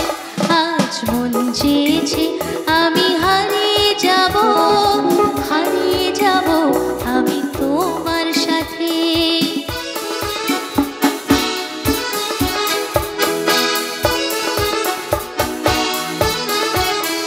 তুমি ভাসাও আমায় এই চলার স্রোতে, চির সাথী রইব পথে। তুমি ভাসাও আমায় চলার স্রোতে, চির সাথী রইব পথে। তাই যা দেখি আজ সবই ভালো লাগে, এই নতুন গানের সুরে ছন্দ রাগে। তাই যা দেখি আজ সবই ভালো লাগে, এই নতুন গানের সুরে ছন্দ রাগে। কেন দিনের আলোর মতো সহজ হয়ে এলে আমার আমি হারিয়ে যাব, হারিয়ে যাব আমি তোমার সাথে, সেই অঙ্গীকারের রাখি পরিয়ে দিতে। কিছু সময় রেখো তোমার হাতে, আজ মন চেয়েছে আমি হারিয়ে যাব, হারিয়ে যাব আমি তোমার সাথে, হারিয়ে যাব আমি তোমার সাথে, হারিয়ে যাব আমি তোমার সাথে। খুব সুন্দর, খুব সুন্দর, কি মিষ্টি না, সত্যি অসাধারণ, প্রেমের আবহটাই পুরো জমে গেল। Thank you. আসলে এই গানগুলোই এমন, মানে সব অনেক স্মৃতি জড়িয়ে এই গানের সঙ্গে। আর এই গানগুলো খুব পুজো প্যান্ডেলে বাজতো, ইভেন আমাদের ছোটবেলাতে এই গানই বাজতো, এখনো বোধহয় বাজে, এখনো বাজে, সত্যিই তাই। আমাদের সঙ্গে তিতিক্ষা রয়েছে, শাহির রয়েছে, ওদের কাছেও কিছু আড্ডা মারা যাক। তিতিক্ষা, এই যে ধরো এই পুজো যখন আসে, কলকাতায় তো প্রচন্ড ভিড় হয়, বন্ধু বান্ধব সপরিবারে আমরা তো আড্ডাটা মারি, অনেকে আবার ঘুরতে যেতেও ভালোবাসে, তুমি কি ঘুরতে যেতে এরকম ভালোবাসো? ঘুরতে যেতে আমি ভীষণ ভালোবাসি, কিন্তু পুজোর সময় নয়। আচ্ছা, পুজোর সময় কলকাতা ছাড়া ইম্পসিবল। আর আরেকটা কথা না বললেই নয়, সেটা হলো আমার যেখানে বাড়ি, তো সেখানে কালী পুজোটা বেশি সেলিব্রেট। তুমি কোথাকার? আমি দত্তপুকুর। আচ্ছা, দাদা জানবে, উনিও আমার বাড়ির ওখানকারই। আচ্ছা, তো বাহ, পাড়ার লোক বলতে পারি। তো আমাদের ওখানে কালী পুজোটা অনেক বড় করে হয়। আচ্ছা, দত্তপুকুর, বারাসাত, মধ্যমগ্রাম কথা বলছি। তো পুজোটা শেষ হলে, দুর্গা পুজো শেষ হলে সবার একটা মন খারাপ এমনি আসে, বাট তখন আমার মজাটা মানে শুরু, যে এইবার কালী পুজো আসছে। আর আমার মনে পড়ে তখন ছোটবেলায় আমাদের অ্যানুয়াল পরীক্ষা আসতো জাস্ট কালী পুজোটা পার হলেই, তো তখন ভীষণ পড়ার চাপ থাকতো, আর আমি পড়তাম আর বাইরে জানলা থেকে বারবার চেক করতাম যে প্যান্ডেলের বাঁশ কি পড়েছে, জিনিসপত্র এসেছে, কত দূর হলো, কতক্ষণ এগুলো, তো ওই এক্সাইটমেন্টটা আলাদাই। আর ওখানে তো অনেক বড় বড় অনেক উচ্চতার কালী ঠাকুর হয় না? হ্যাঁ। আর যখন প্রথমবার আমি কলকাতায় আসি কাজের সূত্রে, মানে আমার প্রথম সিরিয়ালের কথা বলছি, তো তখন আমাদের দুর্গাপুজোতেই ছুটি দেওয়া হতো। কালী পুজোয় ছুটি বলতে শুধু কালী পুজোর দিন, আর আমাদের ওখানে কালী পুজো 3-4 দিন ধরে সেলিব্রেট করা হয়। তো কালী পুজোর দিনও মনে আছে, আমি সেদিন ছুটি পাইনি, হাফ বেলার শুটিং ছিল। তো শুটিং করার পর আমি যখন বাইরে বাড়ি ফিরছি, আর দেখছি এই মানে কলকাতায় তো কালী পুজো হয়, মানে টুকটাক হয়, তা আমি লিটারালি রিক্সায় বসে কাঁদছি যে আমি প্রথমবার আমার জীবনে কালী পুজোর আমি আমার বাড়িতে নেই। তো আমি আমার পাড়ার বন্ধুদের ফোন করে প্রায় আধ ঘন্টা কেঁদে দুঃখ প্রকাশ করেছি যে আমি যেতে পারলাম না এবার। বাট তারপর থেকে আমি যেভাবেই হোক প্রোডিউসারদের পায়ে পড়ে হাতে পড়ে আমি বলি আমাকে কালী পুজো দিতেই হবে, আমি বাড়ি যেতেই পারি। হ্যাঁ, দুর্গাপুজোটা না পেলেও চলবে, কিন্তু কালী পুজোটা না পেলেও চলবে, ওটা সেফলি বলে দিই, কারণ দুর্গাপুজো ছুটি ওরা দেবেই, কালী পুজোটা আমাকে ম্যানেজ করতে হয়। শাহির, আর কি কি বাজি ফাটানো হয় কালী পুজোতে? তাহলে সমস্ত রকম, হ্যাঁ, কালী পটকা, যত চকলেট, হ্যাঁ, তারপর ওই চকলেট বোমা ফাটাতে ভালোবাসে, আলাদা মজা আছে না? একদম। আর যারা ভয় পায় তাদের সামনে ফাটানোর আর মানে ও বদমাইশ, কি হাতে নিয়ে ফাটাও নাকি দূরে রেখে? ছোটবেলায় হাতে নিয়ে ফাটাতে পারতাম, বাট এখন মানে জ্বালিয়ে ছুড়ে দিই আর কি। সাহসী আছে। শাহিরের কি ইন্টারেস্ট আছে এদিকে? বাজি ফাটানোতে একদম ইন্টারেস্ট নেই। আচ্ছা, তাহলে বাজি ফাটানোতে নেই, হ্যাঁ, তবে বাকি সব কিছু, এই যে এখন হয়তো অ্যাজ সাচ ওরমভাবে ঘুরতে যাওয়া হয় না, মানে পুরো প্যান্ডেল হপিং যাকে বলে, এই যে গোনার বিষয়টা, এটা কিন্তু ছিল না। আমি বলছি বাইরেও ধরো অনেকে পুজোর সময় ঘুরতে যায়, যে পুজো, এই প্রসঙ্গটাতেই নেই আমি বাইরে ঘুরতে যাওয়া, আমার শুনলেই সারা বছর ওয়েট করে আছি কবে পুজো আসবে, আর পুজো যেই হলো আমি পুজো ছেড়ে চলে গেলাম, এটা হতে পারে। অনেকেই যায়, কি করে জানি না, আমি জানি না। এবার কথাটা হচ্ছে কি, অনেকে হয়তো ছুটি পায় না, সেই সময় পেলো হয়তো ছুটি, তাই জন্য গেল, বাট আমার এই তার থেকে আমি যাবো না, মানে সেই সারা বছর যদি কোথাও ঘুরতে না যাওয়া হয়, আমিও ঘুরতে প্রচন্ড ভালোবাসি, তবে পুজোর সময়, মানে পুজোর সময় বাড়িতে বসে ল্যাদ খাবো তবু আছে, পুজো মানে পুজো একটা আলাদা একটা, এই প্রত্যেকটা জিনিস সবকিছুর সঙ্গে জড়িয়ে আছে। আজকে মাইকে যে গানটা বাজছে বা যখন মন্ত্রটা হচ্ছে, সকালবেলা অঞ্জলিটা দিতে হবে, হয়তো রাত্রেবেলা সারা রাত আমি ঘুরে ঠাকুর দেখেছি, তারপরে আমি জানি যে আমাকে অঞ্জলিটা দিতে হবে সকালবেলা, ওই যে মানে একটুখানি হয়তো 1 ঘন্টা ঘুমিয়েছি, মা তাদের করে তুলে দিল, আমাকে তাড়াতাড়ি করে চান করতে হবে, রেডি হয়ে আবার যেতে হবে, এই গোটা প্রসেসটার মধ্যে আমাদের ভালো লাগা আছে। আমি এই প্রসেস ছেড়ে কোথাও যেতে চাই না। আর ভেপুটা বললে না, ভেপুর আওয়াজটা না শুনলে আমার একটা জিনিস বলি, মা কিন্তু এখনো ভেপু কেনে, এই পুজোতেও কিনেছে, এবং গাড়ি থেকে কাঁচটা নামিয়ে টুক করে একটু ভেপু বাজে আবার বন্ধ। আমি ছোটবেলাটাকে আমার ভীষণ রিলিভ করতে ইচ্ছে করে এই সময়টা, কারণ age is just a number. হয়তো আমরা অনেকটা সিনিয়র, কিন্তু আমার ভেতরে একটা তো শিশু আছে। ওই আর এত আমার ওই ভেপুর সঙ্গে ঠাকুরের এই যে একটা যোগ দুর্গাপুজোর, ওই আওয়াজটা না হলে যেন মনে ইনকমপ্লিট। তোমার বোঝা যাচ্ছে মানে তুমি যেখান থেকে মানুষ হয়েছে, যেখানে থেকে মানে মেলা হতো বোধহয়, তাই জন্য মেলা মানে আমি সেরকম ভাবে পাইনি ভেপুর আওয়াজ, কারণ মফস্বলের মেয়ে অত ভেপুর আওয়াজ আমরা একেবারে প্রপার সাউথ ক্যালকাটা, একদম যখন একদম খুব একদম মানে প্রপার ক্যালকাটায় যেতাম, ভেপু প্যাপু প্যাপু করতে করতে যেত, মানে তখন মেলার মতন পরিবেশ। আমরা শুধু ঢাক মন্ত্র ফুচকা। এখন আসলে অনেক কিছু বেরিয়ে গেছে। আমি দেখেছি রাস্তা দিয়ে যাওয়ার সময়, ধরো পুজো প্যান্ডেল হপিং যখন হচ্ছে, তখন ওই যেগুলো আওয়াজ হয় প্যাপু করে যেগুলো বলছে, ওগুলো কিন্তু নতুন নতুন রকমের বেরিয়েছে, তো ওইগুলো লোকে খুব বাজাতে চায় রাস্তায়, পাশ দিয়ে বাজিয়ে দিল, এগুলো করে। একটা জিনিস ভুললে হবে না কিন্তু, কেউ এটা নিয়ে কথা বলেনি, মেলা, এই যে পুজো কেন্দ্রিক যে মেলা, হ্যাঁ, যে মানে প্রত্যেক জায়গায় কালী পুজো, আমার বাড়ির সামনে যেমন কালী পুজোর সময় এবার এখন সত্যি কথা হয়তো ওরম ভাবে যাওয়া হয় না, বা ওই জাস্ট পাশ দিয়ে গেলাম, বা ওরম ভাবে যাওয়া হয় না, কিন্তু ওটা একটা আলাদা, প্রত্যেকটা জিনিস, এই প্রত্যেকটা দোকান ঘুরে ঘুরে দেখবো। আর এখন বড় হয়েছি বলে যেন মনে হয় ভিড়টা একটু এড়িয়েই চলি। হ্যাঁ, তা মনে হয়, সেই অভ্যেস হয়ে গেছে, একবারে কি আর করা যাবে। কিন্তু কলকাতা যে মানে পুজোর যে ফিলটা, পুজোর যে পরিস্থিতি পরিবেশ, মানে এইটা আর মানে লাখো লাখো টাকা দিলেও বোধহয় কোথাও গিয়ে আনন্দ আর সত্যি তাই। মেট্রোতে সবাই এত হাসি মুখে, এত মানে এত ভিড় হচ্ছে, তার মধ্যেও মানুষ একেবারে দিয়ে যাব। এবং চন্দ্রাবলীদের নিশ্চয়ই জানো, আমরা আমরা আমরা এইগুলো এক পথে, কারণ বাইরে যখন অনুষ্ঠান করতে যাই কলকাতা ছেড়ে কি কষ্ট হয় না, কেঁদে বাঁচি, ছেড়ে দেওয়া কেঁদে বাঁচি, মাইলের পর মাইল যাচ্ছি, ঢাকের বাজনা নেই, আলোর রোশনাই নেই, কোথায় এসে পড়লাম, কেন বাবা, কি দরকার ছিল আমার পয়সা রোজগারটা না হলে, খাওয়া দাওয়া, সবার সাথে সবাই একটা মিলন মেলা দেখা হয়, এরকম মানে কলকাতার সেই। আর ওই ঢাকের আওয়াজ, কিন্তু বাইরে বোধহয় বাঙালিরা অনেক বেশি মিস করে দুর্গাপূজাকে, এবং তারা বাঙালিরা খুব সুন্দর করে সেলিব্রেট করে। মানে আমি যেরকম এবার ঘুরে এলাম, দেখলাম, আগেও দেখেছি, সবাই একরকম পাঞ্জাবি মানে ড্রেস থিম করে পরা, হ্যাঁ, এবং যেটা আমি বাইরে দেখেছি এখানে এখন মিস করি, সেটা হচ্ছে পাড়ায় পাড়ায় আড্ডাটা। এখন থিম পুজো হওয়াতে বাণিজ্যটা অনেক বেশি ইমপ্রুভড দুর্গা পুজো কেন্দ্র করে, কিন্তু সেই যে প্যান্ডেলে বসে বন্ধুরা মিলে গোল করে আড্ডা মারা, আন্তাক্ষরী খেলা, এই সবগুলো আমাদের হতো ছোটবেলায়। আবার কিছুটা টাইম আবার খেতে গেলাম, কেউ আমার সিটটা কিন্তু রাখি, সেই সিটে যেন কেউ না বসে, আবার কিন্তু এখানে এটা এখনো হয়তো বম্বে, দিল্লি, অন্যান্য শহরে আছে, এটা কিন্তু কলকাতায় এটা আমরা কিছুটা পাই ওই ম্যাডক স্কয়ারে, ওইখানে কিছুটা পাই, ঠিক ঠিক ঠিক, বাকি সব জায়গাটাতে পাওয়া যায়। আমরা যাই ম্যাডক স্কয়ারে আড্ডা মারতে, ওই আড্ডার জন্য, তাই না? একদমই তাই, একদমই তাই। আমি থাকি যাদবপুরে। তাহলে মফস্বল বলছো?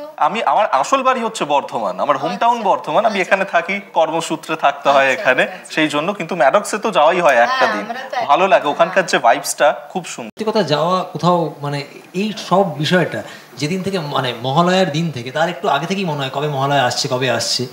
তো এই যে ভোর 4টে এই যে শুরু হয়ে গেল, এই গোটা প্রসেস ছেড়ে কোথাও যেতে ভালো লাগে, মানে কারোরই ভালো, মানে আমি জানি না মানে কি করে লোকে যায়, মানে আমার তো ভালো লাগবেই।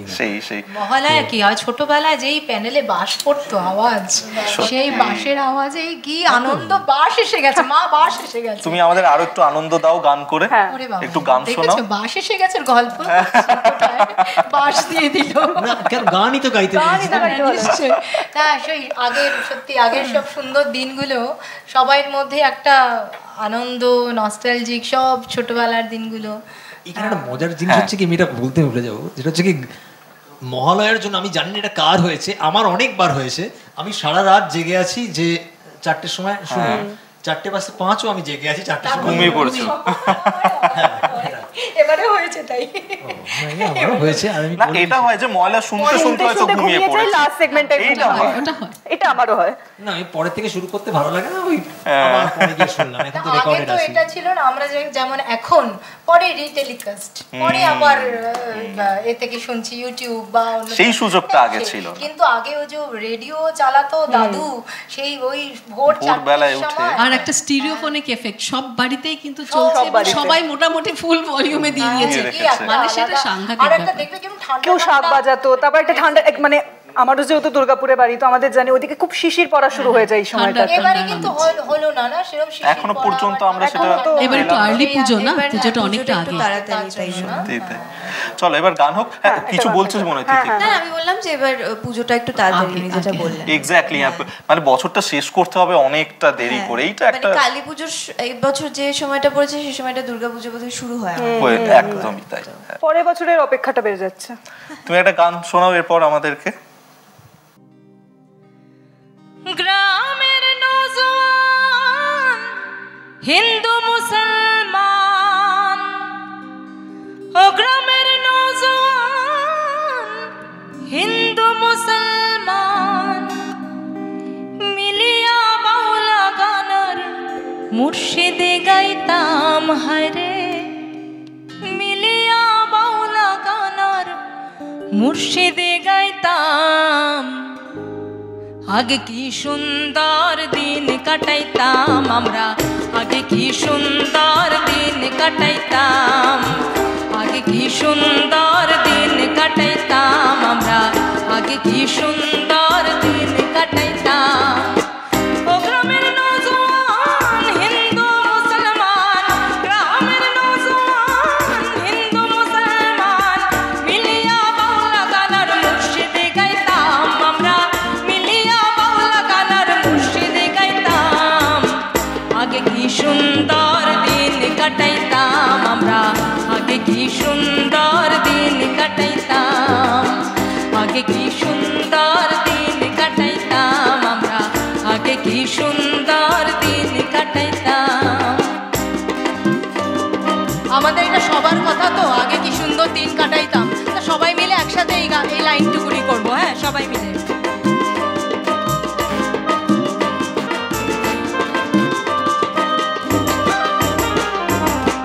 হিন্দু গো বাড়িতে যাত্রা গান হইতো, নিমন্ত্রণ দিত আমরা যাইতাম। হিন্দু গো বাড়িতে যাত্রা গান হইতো, নিমন্ত্রণ দিত আমরা যাইতাম। সারে গান বাউলা গান আনন্দের তুফান, সারে গান বাউলা গান আনন্দের তুফান গাইয়া সারে গান নৌকা দৌড়াইতাম হায়রে, গাইয়া সারে গান নৌকা দৌড়াইতাম। আগে কি সুন্দর দিন কাটাইতাম আমরা, আগে কি সুন্দর দিন কাটাইতাম, আগে কি সুন্দর দিন কাটাইতাম আমরা, আগে কি সুন্দর দিন কাটাইতাম।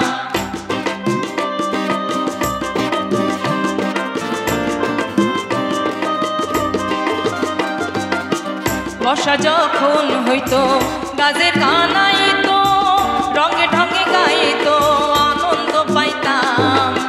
বর্ষা যখন হইতো গাছের গান আইতো, রঙে ঢঙে গাইতো আনন্দ পাইতাম।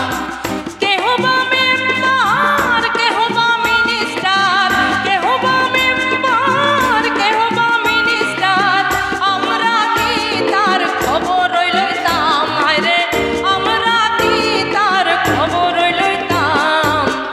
আগে কি সুন্দর দিন কাটাইতাম আমরা, আগে কি সুন্দর দিন কাটাইতাম, আগে কি সুন্দর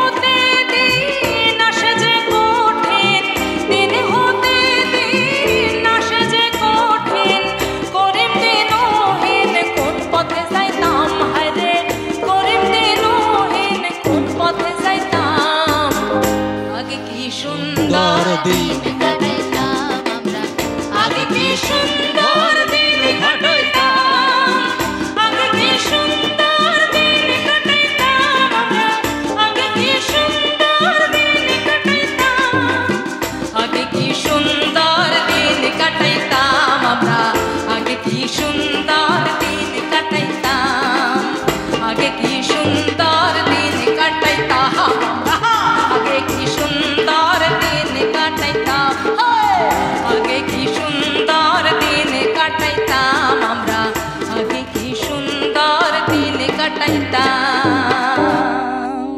আগে কেন আমরা সব সময় সুন্দর দিন কাটাতে আর চাই। আজকে যা দিনটা আমরা কাটাচ্ছি একদম। অনবদ্য, জাস্ট অনবদ্য, দশমী জমে উঠেছে। দুর্দান্ত, দশমী জমে উঠেছে।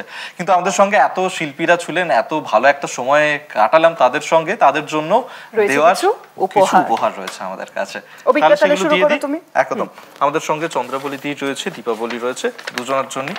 তোমার জন্য বেনারসি নিকেতনের তরফ থেকে এই গিফটটা, বেনারসি নিকেতন পুজোর কেনাকাটি বেনারসি নিকেতনে। সাফেদের তরফ থেকেও এটা তোমার জন্য, উন্নত সফেদ এখন স্মার্ট শক্তির সাথে। আর রয়েছে doctor SC. Debs Roop body massage oil. Doctor SC. Deb Roop body massage oil, শীত গ্রীষ্ম বর্ষা রূপী ভরসা। আর দীপাবলির জন্য এটা রয়েছে, তুমি একটু পাস করে দাও, বেনারসি নিকেতনের তরফ থেকে গিফটটা মাকে বরণ করতে পারবে সাফেদের তরফ বেনারসি থেকেও নিকেতনের এটা শাড়ি পরে। দীপাবলির জন্য। আর রয়েছে doctor SC. Debs Roop body যেমন মাসাজ বললাম অয়েলের এস.সি. তরফ দেব রূপ বডি মাসাজ অয়েল, শীত গ্রীষ্ম বর্ষা রূপী ভরসা। সঞ্চারীদের জন্যও রয়েছে, সঞ্চারীদের জন্য রয়েছে বেনারসি নিকেতনের একটা সুন্দর শাড়ি। বেনারসি নিকেতন পুজোর কেনাকাটায় বেনারসি নিকেতন।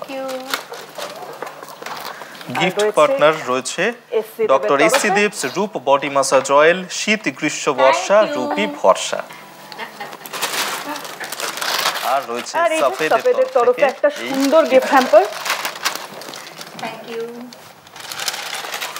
সাহিরের কাছেও চলে যাব।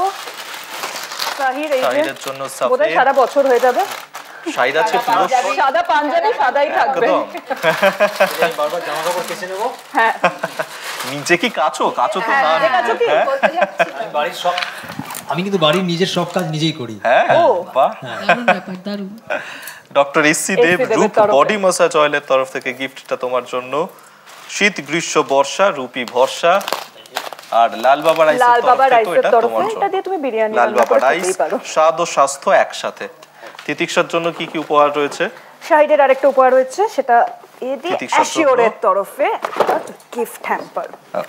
এটা অ্যাশিওরের তরফ থেকে শাহিদের জন্য, assure home appliance moving the world together. এরপর তিতিক্ষার গিফটগুলো এবার দিয়ে দিই। তিতিক্ষার জন্য রয়েছে বেনারসি নিকেতনের তরফ থেকে এটা পুজোর কেনাকাটায় বেনারসি নিকেতন। শাড়ি পরতে ভালোবাসো তিতিক্ষা? ভীষণ ভীষণ, আমি সুযোগ পেলে মানে সব জায়গায় শাড়ি পরতে পারি। আচ্ছা লাভ। বাহ। তাহলে শুধু শাড়ি কেন, এটা দিয়ে এস.সি. দেব স্কিন কেয়ারও করে নিতে পারবে। বডি মাসাজ অয়েল, শীত গ্রীষ্ম বর্ষা রূপী ভরসা। আর রয়েছে লাল বাবা রাইস, লাল বাবা রাইস, স্বাদ ও স্বাস্থ্য একসাথে। আরো রয়েছে